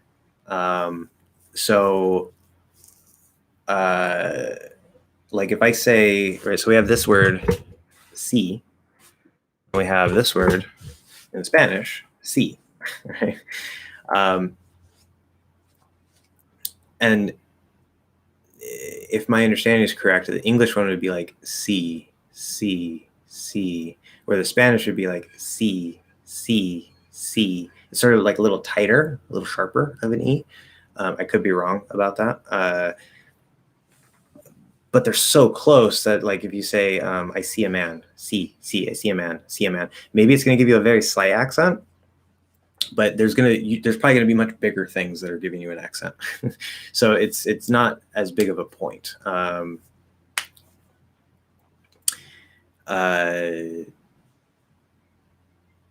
But anyway, yes, that would be another example of the quality. So how long do the voice recordings Super English Hacker Tier B, maybe Eldred? Okay, so a little bit of grammar problem here. So you're using do and you're trying to use should. So those would both go in the same place. So how long do the voice recordings have to be, for example, or how long should the voice recordings be, right? And then for, or how long should the recordings for the Super English Hacker Tier be? Yeah, so that part's correct. You can put that before be. But we want how long should, right? How long do, how long can, how long should, how long would. Okay, it's all going to go in that same spot. Anyway, to answer the question, I mean, it's kind of variable. I'm not like super strict on it. Obviously, I'm pretty busy. So, I mean, don't send me, like 3 recordings, 10 minutes each. That's a bit too long. But, and I mean, they could be recordings for like sounds. If you want feedback on sounds, they could be like sentences, like how am I saying the sentence? And I can give you feedback on like, okay, you need to change this, change that, blah, blah, blah. So it doesn't just have to be like a sentence. It could be, various different things based on the sounds or whatever it is. And I put like 2 to 3 per month. So, again, it doesn't have to be super strict, but as long as you're respectful of the length and you're respectful of the number of recordings you send me, it's not going to matter too much. Like I'll tell you, I'll be like, hey, this is a little too much. But I would say like if each recording is under, say, 30 seconds, it should be fine. But also keep in mind because I try to give you very detailed feedback. So like even just one sentence, like if you have a sentence like, I don't know, I like to go to the park every day, right? Depending on how well you say that, if it's already really good, I might just have a little bit of details for you, a couple notes. But if you have a lot of problems with that, that one little sentence, I could end up giving you like a whole paragraph of feedback for. And obviously that's going to take more of my time. So we can kind of gauge it. Like if you want to send an example recording to my email, and I've talked to you before, Gabriel, so I already know you're not very low. Your pronunciation is actually pretty decent. But if you want to send me like an example recording of what you plan to send me through my email, just one, I can tell you like, okay, yeah, that should be fine. And then we can go from there. But okay, what are we at? 106. We got about an hour left. In the word miracle, would using an E before the R sound fine or even interchangeable with I? I tend to use E only, but for some reason using it in mirror and miracle sound better to me. Using an E before the R, miracle. I see. Miracle. Okay. So yeah, remember the way that I teach this, the ear sound, which is usually transcribed as I plus you can do an E, and it's not going to matter. You can say ear or you can say ear. Okay, it's a range. As long as you're hitting E or E, you're not going all the way down to E. Anywhere in there, blending with the is going to be fine. If you say miracle, it's a miracle. I've heard people say it that way. There's no problem with it.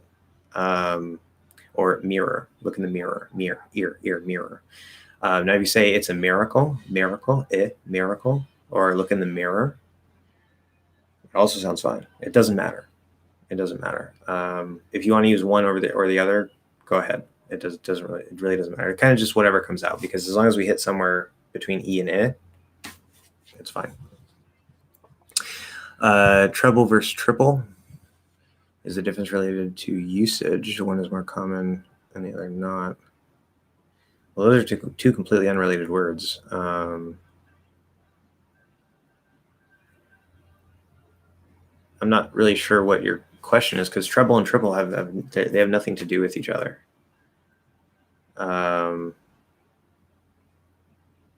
Like they're not synonyms or anything. So if you can clarify your question there, because obviously there's pronunciation difference, but you're talking about like the usage and stuff. So I don't know what the question is, because they're not connected in any way. The word chef is an exception in pronunciation, using the SH instead of the TCH. Okay, be careful. Okay. Ch is not TCH. Ch is CH. It's very common that when you have CH at the end of a word, we have a T in there. There's no actual T, it's spelling, okay? Don't get confused with that. So it's using the sh sound instead of the ch, the SH sound instead of the CH sound. We call it the CH sound, not the TCH sound.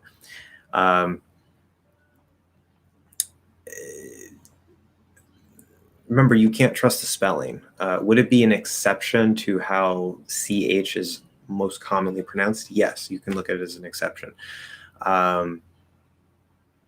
Most words that have CH that come directly from French, like chef or chauffeur, will use an SH sound.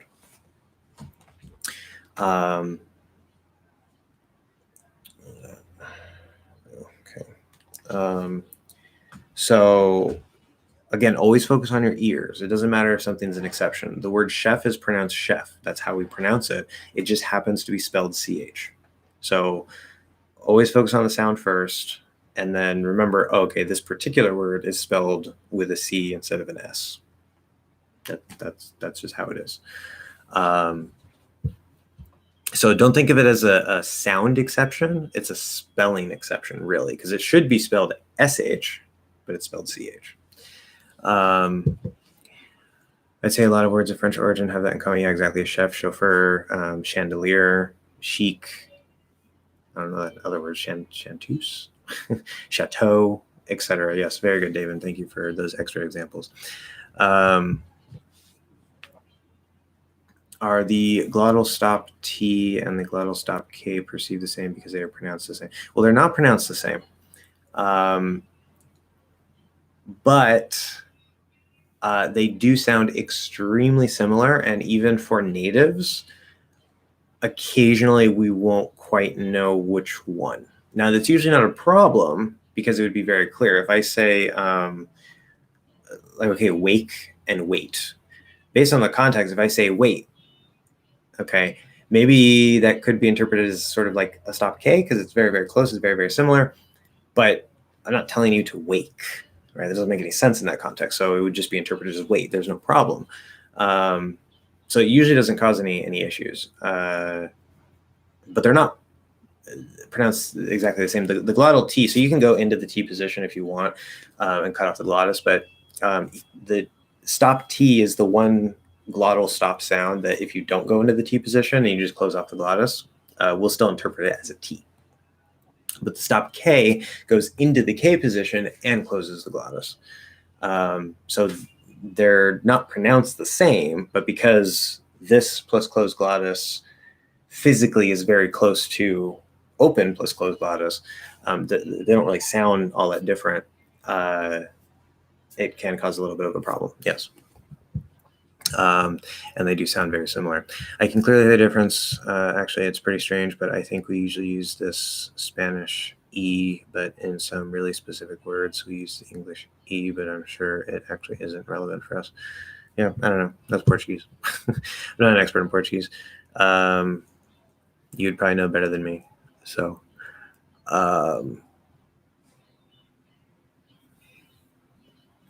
if I remember right, Portuguese has a lot of the same sounds as English, like in terms of the vowels.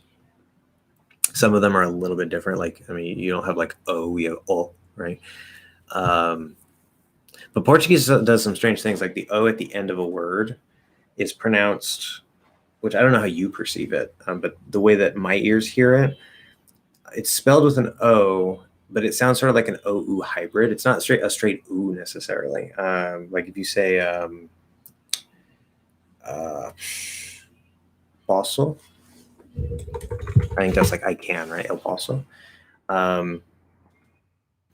So it's not like, it's not posso, right? It's not, but it's not passo is like passo. Is, anyway, we know I'm not perfect in Portuguese yet, but there's this weird little, it's like an O-U combination to me when there's an O at the end of a word, and it sounds really awesome.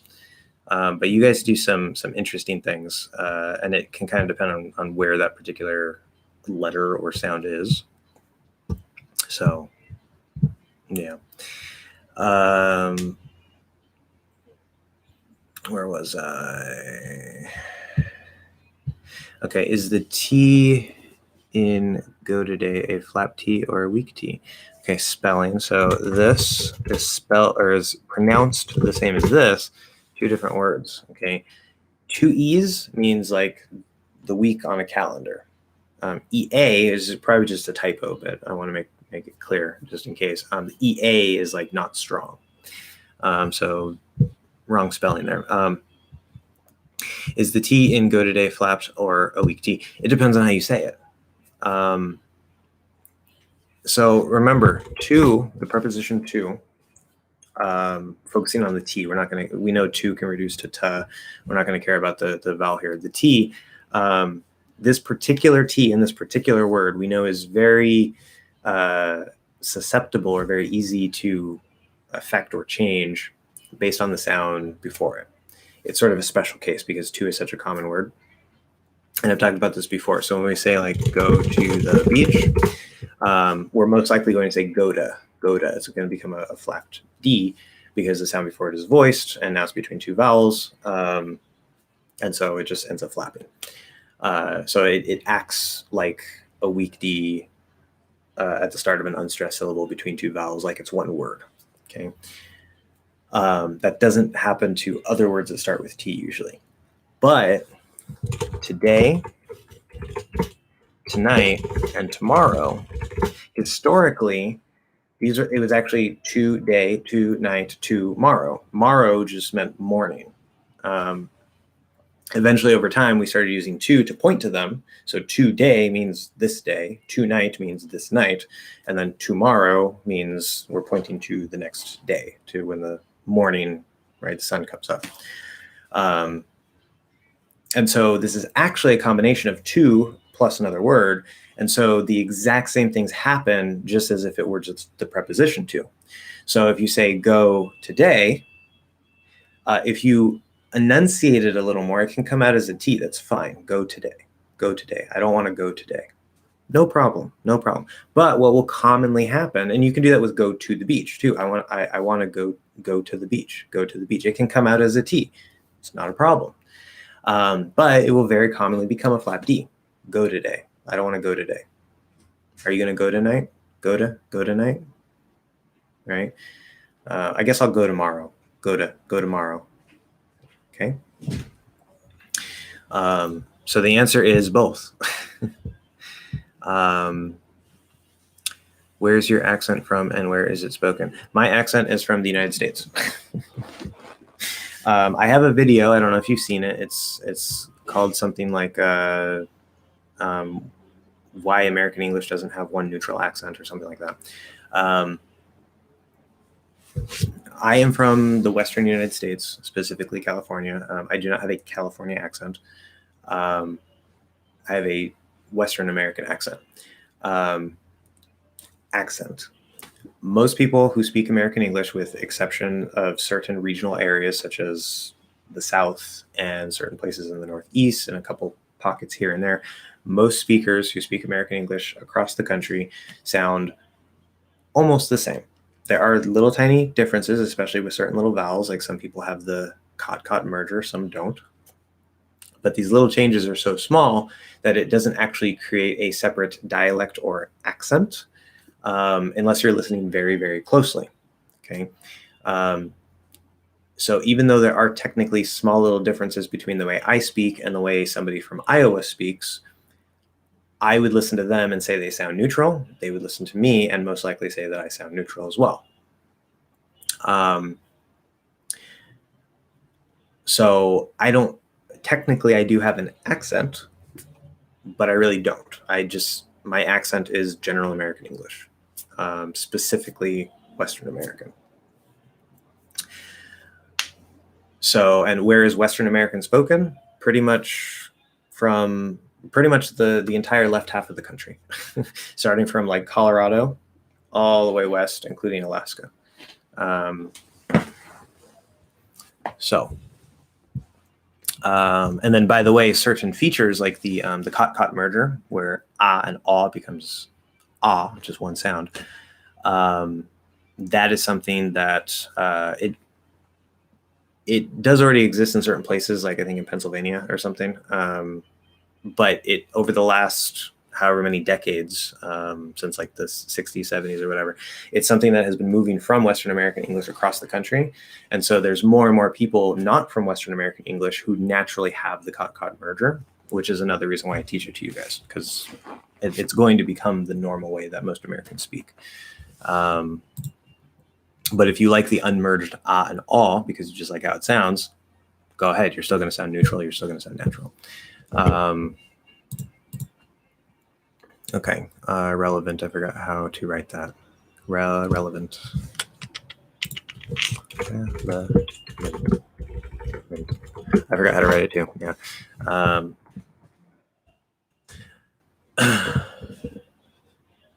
Okay. And I also think the correct is to us.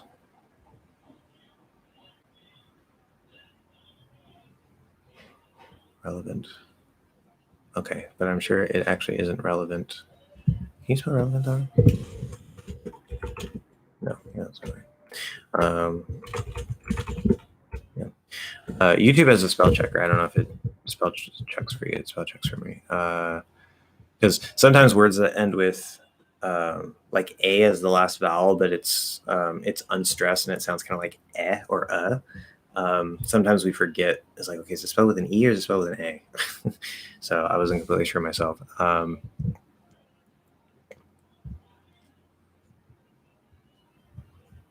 But I'm sure it actually isn't relevant for us. Actually, it's relevant to us. Technically, 2 and 4 can both work here. They're very, very close, but two probably would be a bit better, yes. Can I say inside the day, lots of activities were done? I mean, you could. It doesn't sound the most natural. Instead of inside, you say during the day, lots of activities were done. And because you're using the passive voice, it sounds, I don't want to say formal, but it sounds a little stiff. Like it's not necessarily everyday speech. But if you change inside for during, it does sound natural. Yeah. During the day, lots of activities were done. Are or and or pronounced with an O sound in words like for, more, chore? Yes. But be careful. So now people who don't have the cot merger would say with aw. Okay, it's R. And I would go for all those words, far, more, char. I don't do it right because I don't have that aw sound. For people with the merger, most of us won't use aw. We'll use basically the O as the basis and becomes or, for, more, chore. Okay. But remember, if you see OR and it's actually pronounced or, usually it is, there are some words, particularly WOR, that are spelled OR but aren't pronounced with an O. It's just but most words that are spelled OR do have that sound or. But if it's not stressed, it will almost always reduce to Okay, so the word or is usually pronounced this or that. Can you say or this or that? Yes, you can, but usually we don't. We just say ORE is a content word. It's stressed, so you have to say or. You can't say more, chore, these are content words. For is a preposition. That one's a little special because we usually do reduce it to for. It's for you. For what? But if you put for at the end, you don't want to reduce it to because it sounds very uneducated. Why? I don't know. It's a special case. I know it makes it a little complicated, but that's just how it is. So if you see OR in an unstressed syllable, just say If you see OR in a stressed syllable, say or with an O, yes. It's an R-colored O. I have some delay here because of internet things. Okay, sorry. Well, I was talking to David. Well, whatever. That sucks. Were you guys even talking? I don't even remember that. Oh, I see. Yeah, the whole French thing with the shit. Got it. So would a California accent be like the Valley accent, or are the Valley Surfer dude patois? I don't know what that word is. Subdialects that fall under the California accent. It's a good question. I mean, if you get super technical and you ask a linguist, they'll probably give a slightly different answer than me. But what I think of as a California accent is more or less that. I know that it's a little more than that. But yes, definitely like the Valley and the sort of the surfer bro type speech that sounds very Californian. Like, hey bro, what's up? Let's go hit the waves. You know, so it's like there's actually like shifting of vowels, like they're in different places and stuff. And I can't even quite do that accent. So yeah, I probably do have a little bit of a California effect in my speech, but I don't think it's significant to call it a California accent. Just like I have a little bit of effect from like my grandma's influence and stuff, but it doesn't like change the overall way that I speak. So maybe it's a mistake of Google Translate, but I checked in the dictionary and treble means 3 times greater in amount. No, treble does not mean that. That's what triple means. That's not what treble means.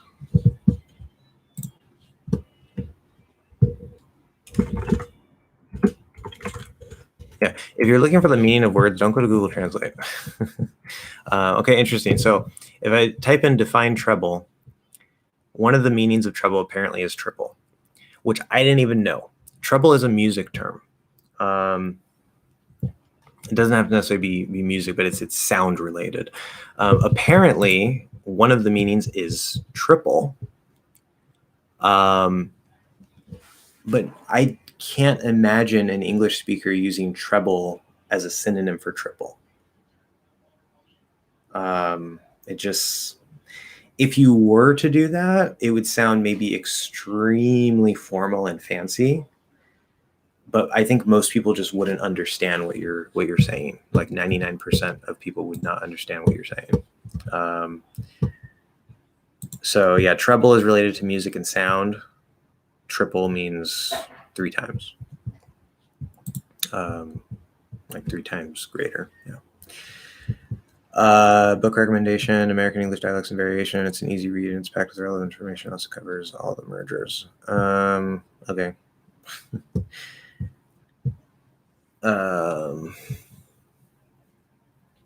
Yeah, I told David this before on Patreon. I'm sure that books about pronunciation are useful. To me, like especially if it comes with audio, some form of audio, but to me, books about pronunciation kind of like they're books. They're written text, and like they can give you diagrams and stuff and whatever, but it's like it's not real live speech. Even if there's an audio, even if there's diagram, it's not the same as like you looking at somebody's mouth. So I see how it could be a useful resource, and if it's helping you, fantastic. But yeah, I don't really care. Maybe it'll help other people if they want to look it up. Is there a difference between these two phrases? I'm gonna eat.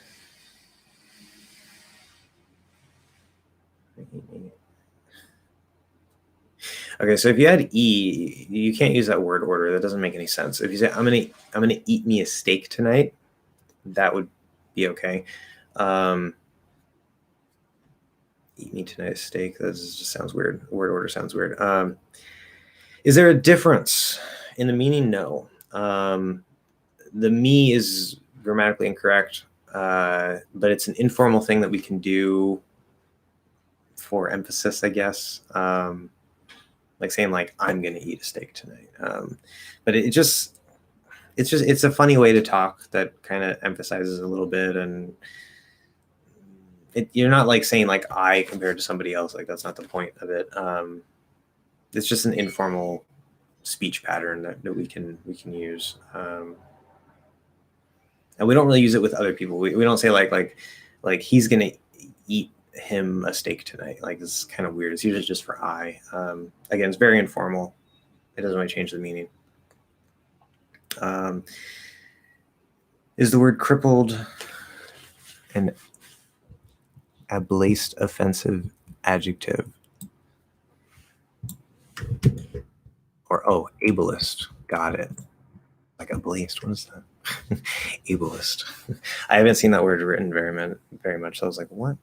Okay, ableist. Crippled and ableist defense. Okay, yeah, that makes sense.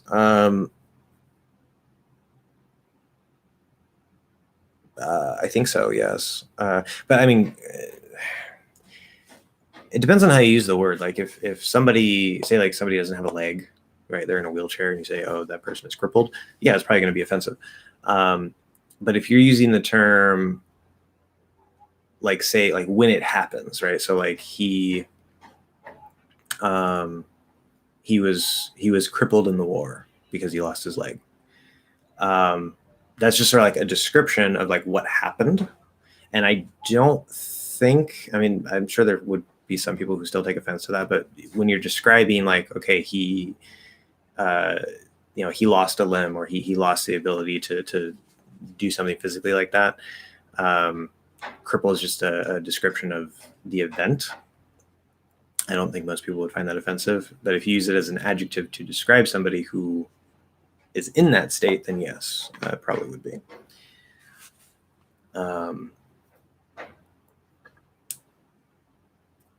But then again, I mean, like handicap is a very standard word, but some people take offense to that as well. Like, oh, I'm not handicapped. And some people say I'm handy-capable instead of handicapped, and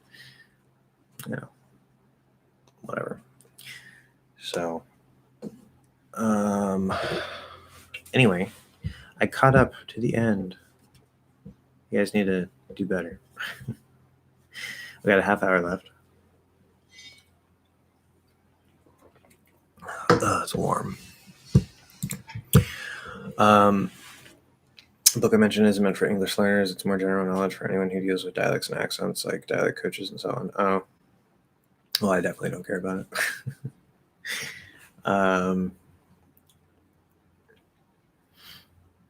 Oh, I see another thing. I guess those came in at like the same time almost. Why do people?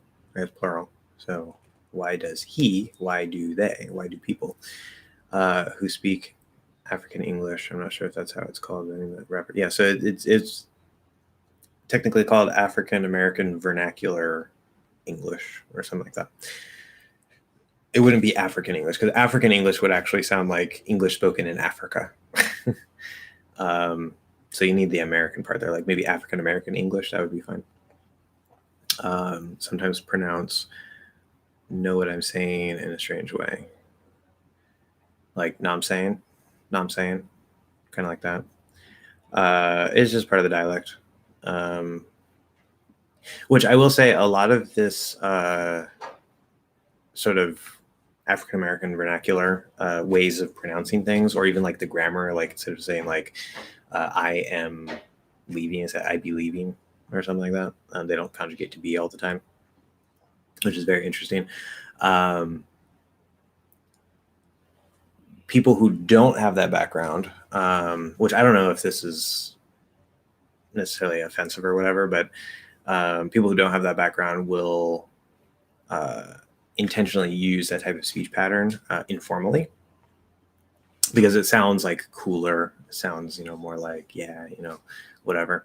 So because hip hop has had such a big, and rap, but that sort of whole thing, hip hop has had such a big influence on the world, including on our own country, obviously.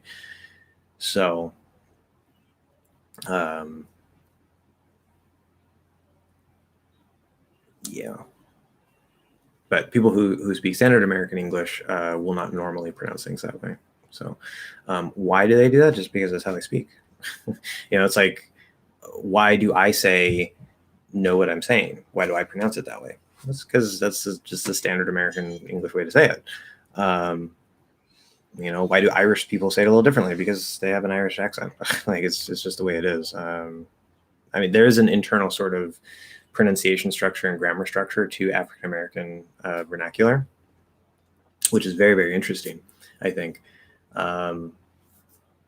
But that's its own little thing, its own little world. It's just the way they speak. So, which is perfectly fine, as I've said many times. In fact, I've noticed that some accent coaches use information that seemed to be straight from that book. I wouldn't be surprised. Do you ever use ain't in a conversation? I've actually noticed that a lot because I mean I don't watch a lot of other teachers and stuff. I've seen some things here and there, especially like students ask me questions and stuff. They're like, oh, I saw this video. Can you check it out? Blah blah blah. So I've seen some stuff from other teachers, and on certain topics, like say on the topic of placement, like it really seems like some teachers are just copying someone else. Particularly, I would say usually Rachel's English. So I think that's like a common thing. Like they get their information, which I mean, like it's fine to use other references and resources, of course, but sometimes it seems like one teacher will just basically take something from another teacher, and then like you can kind of tell that they took it, but they're like using different examples or whatever. They're trying to explain it a little bit differently, so it doesn't seem like they just like took it directly. But to me, I'm like, you got this from there. So I don't know. Do you ever use ain't in a conversation? From what I've gathered, it seems to me somewhat stigmatized, but nevertheless, I hear it a lot. Yeah, so ain't, as my second grade teacher liked to tell us, ain't a word. And I think ain't actually kind of comes out of that African American vernacular too, but it's a very common standardized thing in informal speech. If you're speaking informally, there's absolutely nothing wrong with it. It's a very common thing. I use it myself.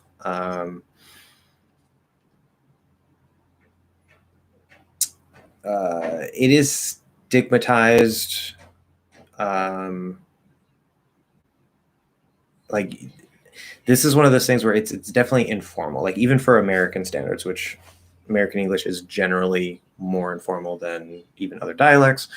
But even for the American standard, like if you're at work and you say ain't, like maybe if you're talking to your coworker and you're informal order, but if you're talking to your boss and you're like I ain't ready, like, oh, is that report ready? No, it ain't ready. Okay, so no formal situations, definitely not in any formal writing, but in everyday informal speech, there's nothing really wrong with it. The only people who really stigmatize it, I think, like who really say like, oh, that's not a word, you shouldn't say that, blah blah, it'd be the grammar police, as usual. So yeah, exactly. Einstein's know what I'm saying, except instead of no, they probably say like no I'm saying, no I'm saying. Or like there's, I think it's kind of a meme at this point, like know what I mean, do you know what I mean, not mean, not mean, not mean. Do parents or teachers correct children when they use it? Some do. Teachers do. Yes, definitely teachers. Parents, some, maybe. I don't think most parents really care that much. Parents probably use it themselves. Yeah. Cash me outside. How about da? What? I don't even know what that is.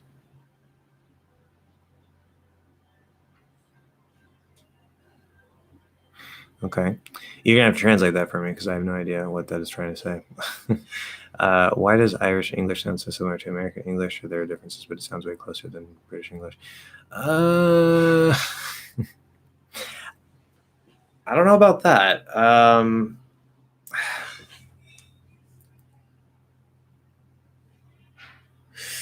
Well, I guess I can kind of see what you're saying. Like, I would not say Irish English sounds at all similar to American English. It's very distinctly Irish.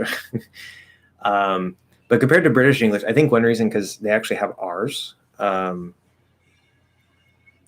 it also depends on how thick the Irish accent is. But Irish is very distinct. I would not say it sounds anything like American English for the most part. So I don't know. Love to use ain't to say the math ain't mathing. Yeah, that's also another, I think, more recent development that probably came out of my generation, millennials, I assume, where like we take certain nouns and make them into verbs using ing, even though like they're not normal. And it usually sounds really funny, like or just making them into regular verbs, like say I can't math. Like math isn't a verb, but if you say I can't math or I can't adult, that's one of my favorite ones. Like I don't know how to adult. I love that use of language. But yeah, the math ain't mathing, meaning the math isn't working. It's not giving me the answer I want it to do. Math ain't mathing. Yeah. It's good. What does this phrase mean? Free dope cause my attitude? Does dope refer to drugs? Meaning free drugs? And it should be causes my attitude. It's grammatically incorrect, and I really have no idea. From a song, yeah. I don't know. You need to check out Dr. Phil. He had this girl on that started yelling at someone in the audience to catch her outside.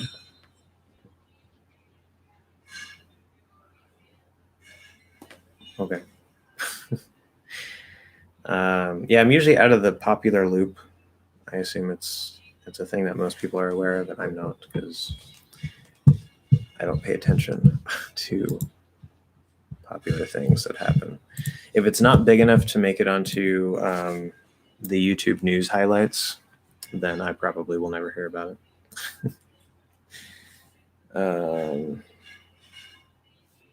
Things. We got about 20 minutes left. It's getting hot in here. Jesus. Worst time of the year, especially in San Diego. Like there are probably places around the country that have snow right now, or they're at least cold enough to have snow. And I'm just like, why is it so warm? I knew it was going to be hot today because I walked outside this morning at like 9 o'clock. I was just like, oh God, we're going to die. It's 79 degrees, which in Celsius would be approximately 10, 20, approximately 25-ish. Between 25 and 30. Somewhere around there. Which to me is very uncomfortable. I don't like anything above like 20. And it's supposed to be even hotter throughout the next several days. This sucks. I need to leave San Diego. Screw San Diego. Yeah, the catching outside a girl. Yes, I have no idea. These underground songs always say some nonsense like that. I guess. I mean, I'm sure in some way they make sense. They just don't make any sense, like, to someone outside of that loop, I guess. But do you plan on moving to another state? I would really like to at some point. And if not to another state, then to a different part of the state that is not so awful. Which, of course, to me, right, everybody's like, San Diego, it's bright and sunny, and it's just like paradise, and it's awesome, and it doesn't snow. And I'm just like, yeah, all of those things are awful. Awful, awful, awful. I should move to Seattle. It's 40 degrees Fahrenheit. Yes. Yes, we can switch. I would love 40 degrees Fahrenheit right now. That would be amazing. That's proper seasonal temperature right there. Not stupid 80 degrees in San Diego. I just want to live somewhere where it rains a lot and preferably where it snows a lot. That's all. That's all I ask for. If the summer's hot, fine. Let it be hot. I can deal with it as long as it gets really cold in the winter. It does not get cold here in the winter.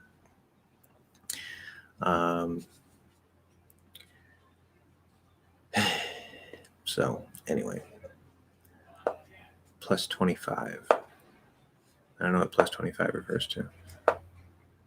Oh, that's probably the temperature there. And I assume that's in Celsius. Yeah. Anyway, that's just you moving to Michigan, which is the coldest state from what I heard. Yeah, but Michigan, I mean, I've never been to Michigan. I don't want to say anything bad about it because I've never been there. But from what I hear about Michigan, it's also one of the poorest states. I'm sure there are better areas, but they have issues. So yeah. Although if I'm going to move to Michigan, I might as well just move to Canada. I mean, it's right there, and I'll be in a more sane culture. Because to me, Canadians, it's like the same culture as like American culture, except not crazy. Because Americans are crazy. I don't know if you guys know that we're crazy. Can I use gotta in a negative tense? I mean, negative sentence. Tense would be like past, present, future. You don't gotta do it. It sounds informal, but yes, it's possible. Don't gotta, ain't gotta. Ain't gotta definitely sounds informal because ain't is already informal. Don't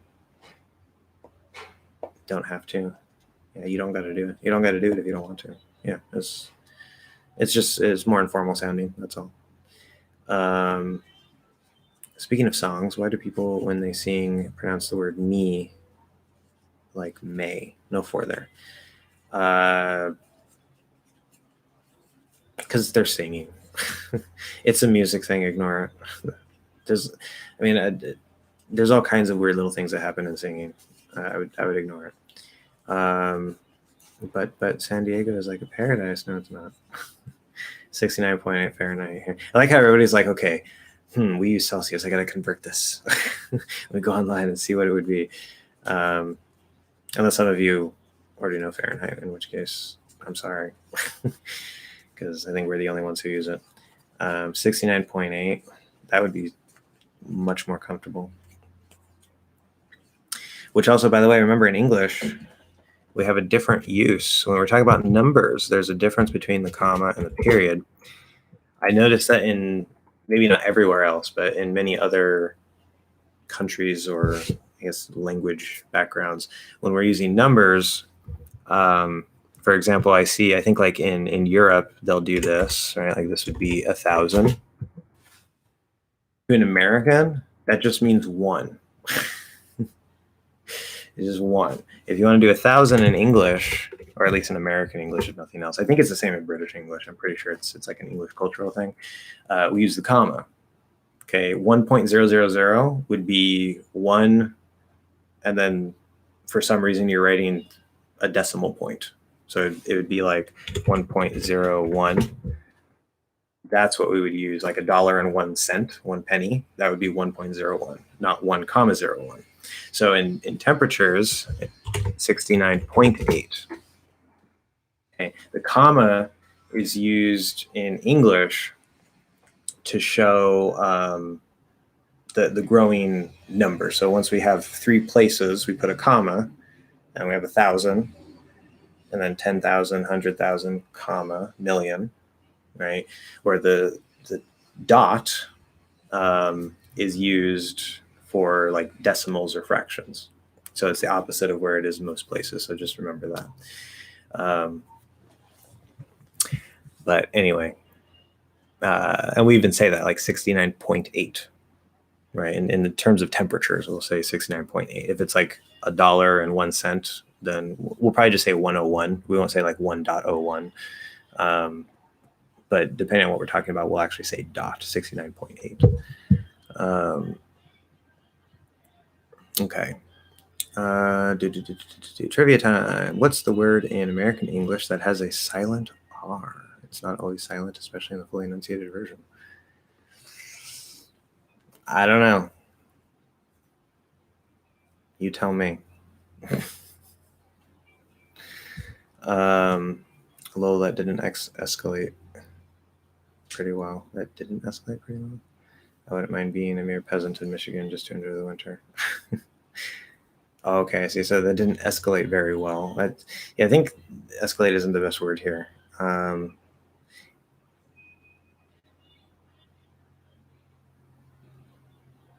I'll probably say that didn't go well.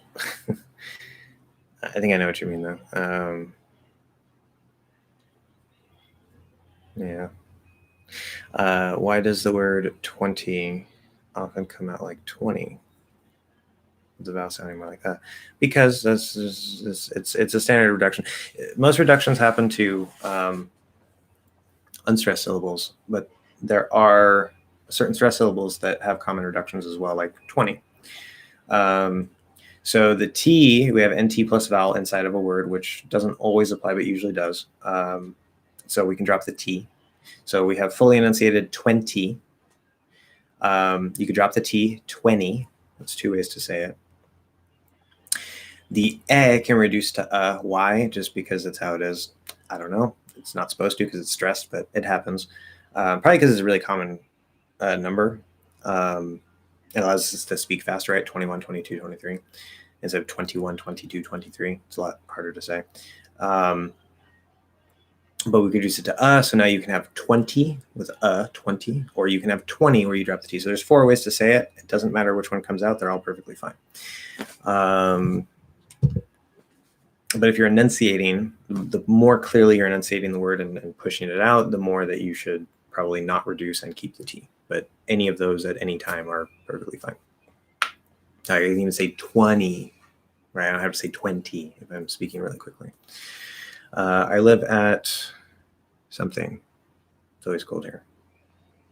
I don't know what, meters, 3,200 meters above sea level. Got it. Meters, I don't know what meters is, man. This doesn't work. Meters to feet.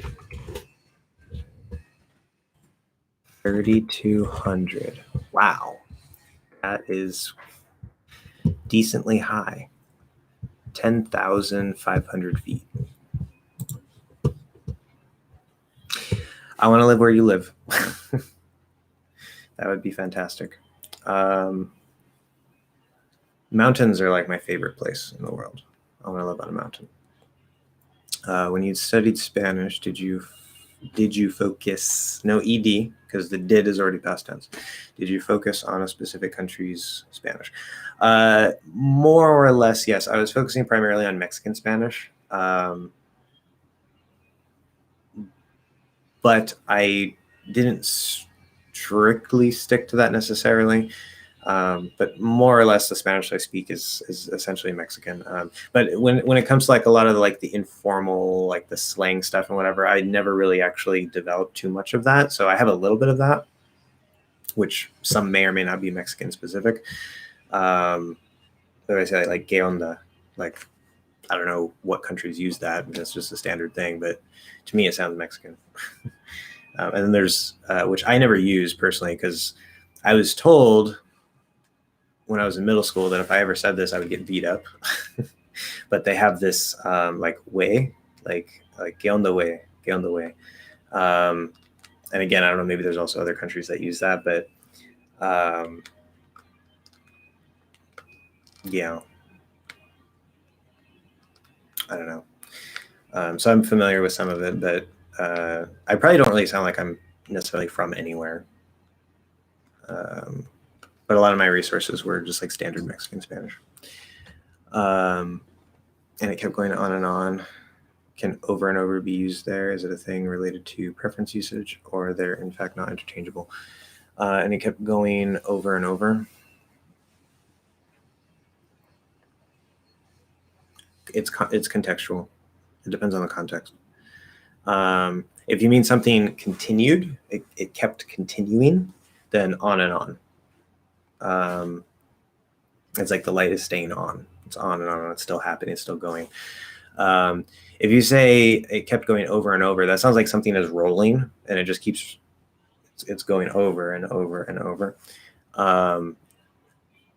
Or like say it's like a short video clip that's like 5 seconds, but it keeps repeating. You could, in that context, you could say it kept going on, or it kept going over and over. But if you use on and on, it's not clear because it sounds like maybe it's not a short video. It's just one video keeps going instead of restarting, where the over and over implies like again. And so that would be a little clearer. So some contexts, they might be more or less interchangeable. But it completely depends on the context, which comes out of the logic of those prepositions. But it's not a preference thing, though. I've been living in the U.S. for about 3 years and still can't get used to Fahrenheit. This is so frustrating. Yeah, I know. I have a little trick for you that might kind of help. It's not 100% accurate, but the way that I convert Fahrenheit to Celsius is I found out a little trick. 0 Celsius is 32 Fahrenheit, right? Because that's easy to remember because that's where water freezes, right? So 0 Celsius, 32 Fahrenheit. Now we'll just ignore the 2 and we'll just round it to 30. Okay, so we'll say 0, 30. Okay, now for every 10 degrees up in Celsius, it's approximately 20 degrees up in Fahrenheit. So it's about a 1-to-2 ratio. So 10 Celsius equals about 50 Fahrenheit, roughly. 20 Celsius equals about 70 Fahrenheit. And then 30 Celsius equals about 90 Fahrenheit.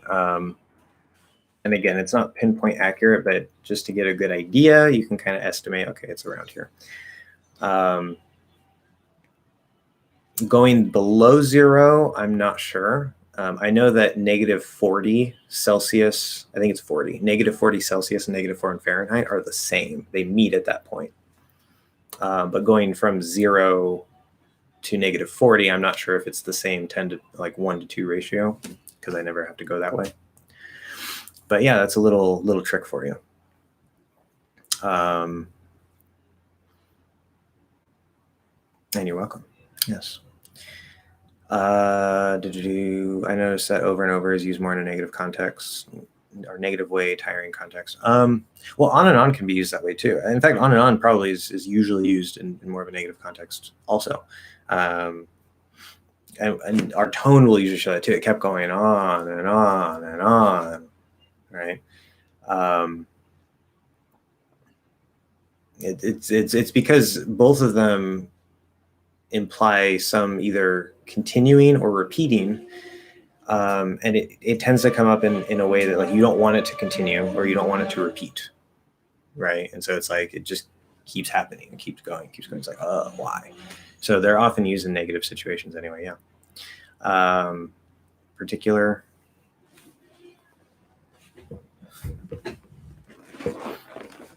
Okay. Now, so Delia, you said what's the word? The word.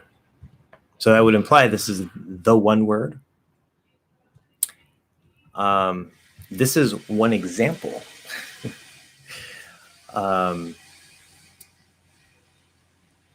The other examples I can't think of off the top of my head, but this is one example, yes. But particular, you can do that, yes.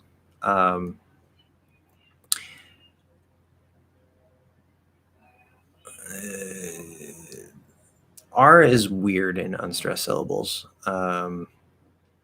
especially first syllables in words that have an R vowel.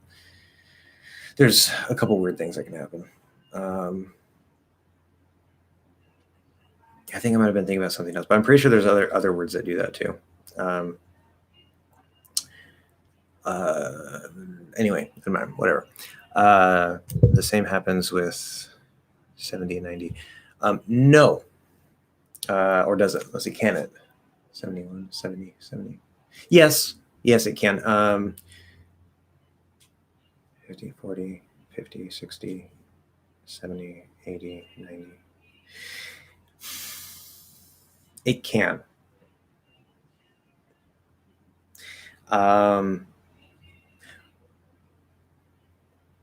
The thing with 20, see, there's something a little bit different here.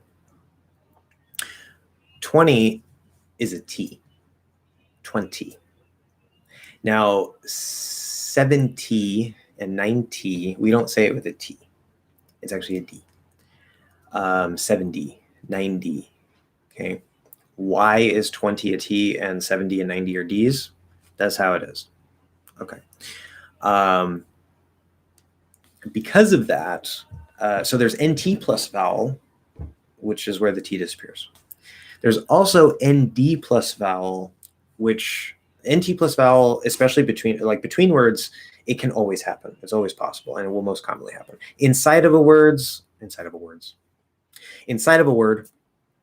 I can't think right now off the top of my head ones where it doesn't work. It's probably where T is at the start of a stressed syllable. But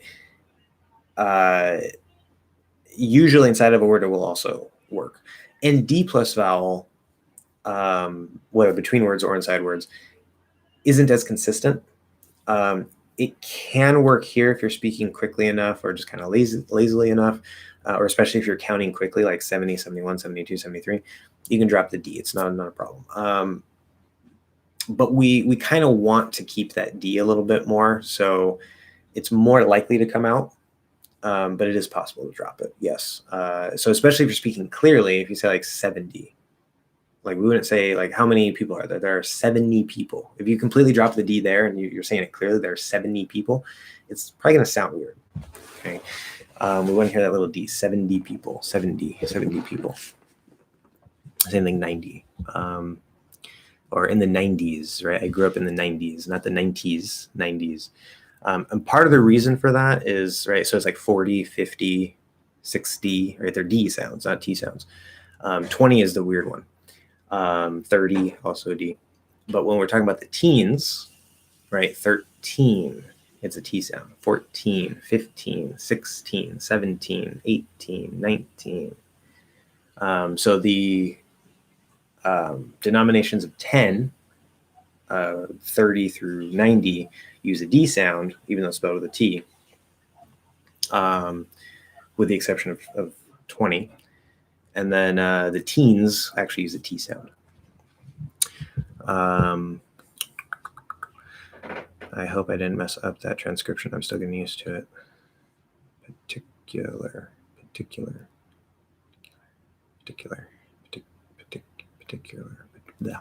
Yeah, oh, that's good. Although, yeah, if you're using my transcription, so the T would also have an H to mark that it's I, not I. So the silent H for I. But yeah, that looks fine. Particular. Anyway, good. Anyway, we are out of time. Perfect time. 1 minute over. So I'm glad we had a little, like everything just kind of came together. We don't really seem to have any more questions. David deleted whatever the comment was. She has a garden. I don't care what you plant in it. Is it okay to drop the T? Yeah, plant in it. Well, okay, hold on. I don't care what you plant in it. I don't care what you plant in it. Yeah, it's okay. It sounds a little bit unclear because now it sounds like plan. But so if you just say plan in it, it sounds like plan, not plant. But in the context, if you say she has a garden, okay, I don't care what you plant in it, it's going to be interpreted as plant, most likely. So it could just be a little clear or a little unclear. I can't talk. A little unclear. Because sometimes these sort of drop sounds or reductions that we use, sometimes even between natives, it will cause a little misunderstanding and confusion, which is one reason why we might choose to actually enunciate a little bit here and there to make it clear which is which. But as long as the context is clear, that should be perfectly fine, yes. Can sandwich sound like sandwich? It's not going to sound like sandwich, no. But the D is not pronounced. Sandwich. There's N to W, sandwich. Thank you for all the feedback and commentary. Do these shorter live streams work for you? Shorter, yeah, that's 2.5 hours. Of course they work for me. I got other things to do. But do people pronounce Green Park like Green Park? Yeah, that's shifting. N and then a P after it. We can shift the N into an M, Green Park. Yeah, that's very normal. You can keep the N, Green Park. That's fine, but you can also shift it into an M. Anyway, I do have to go, guys, so thank you very much. And are you enjoying Windows 11? I miss Windows 7, too.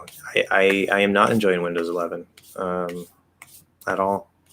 I mean, at least it's working. It hasn't crashed yet, so that's good. But All right. I will see you guys. You're welcome, Fernando. I'll see you guys next week, same time. Should be. Yeah. You're welcome, Terrace. See you guys next time. Thanks for live again. You too. Bye. Okay.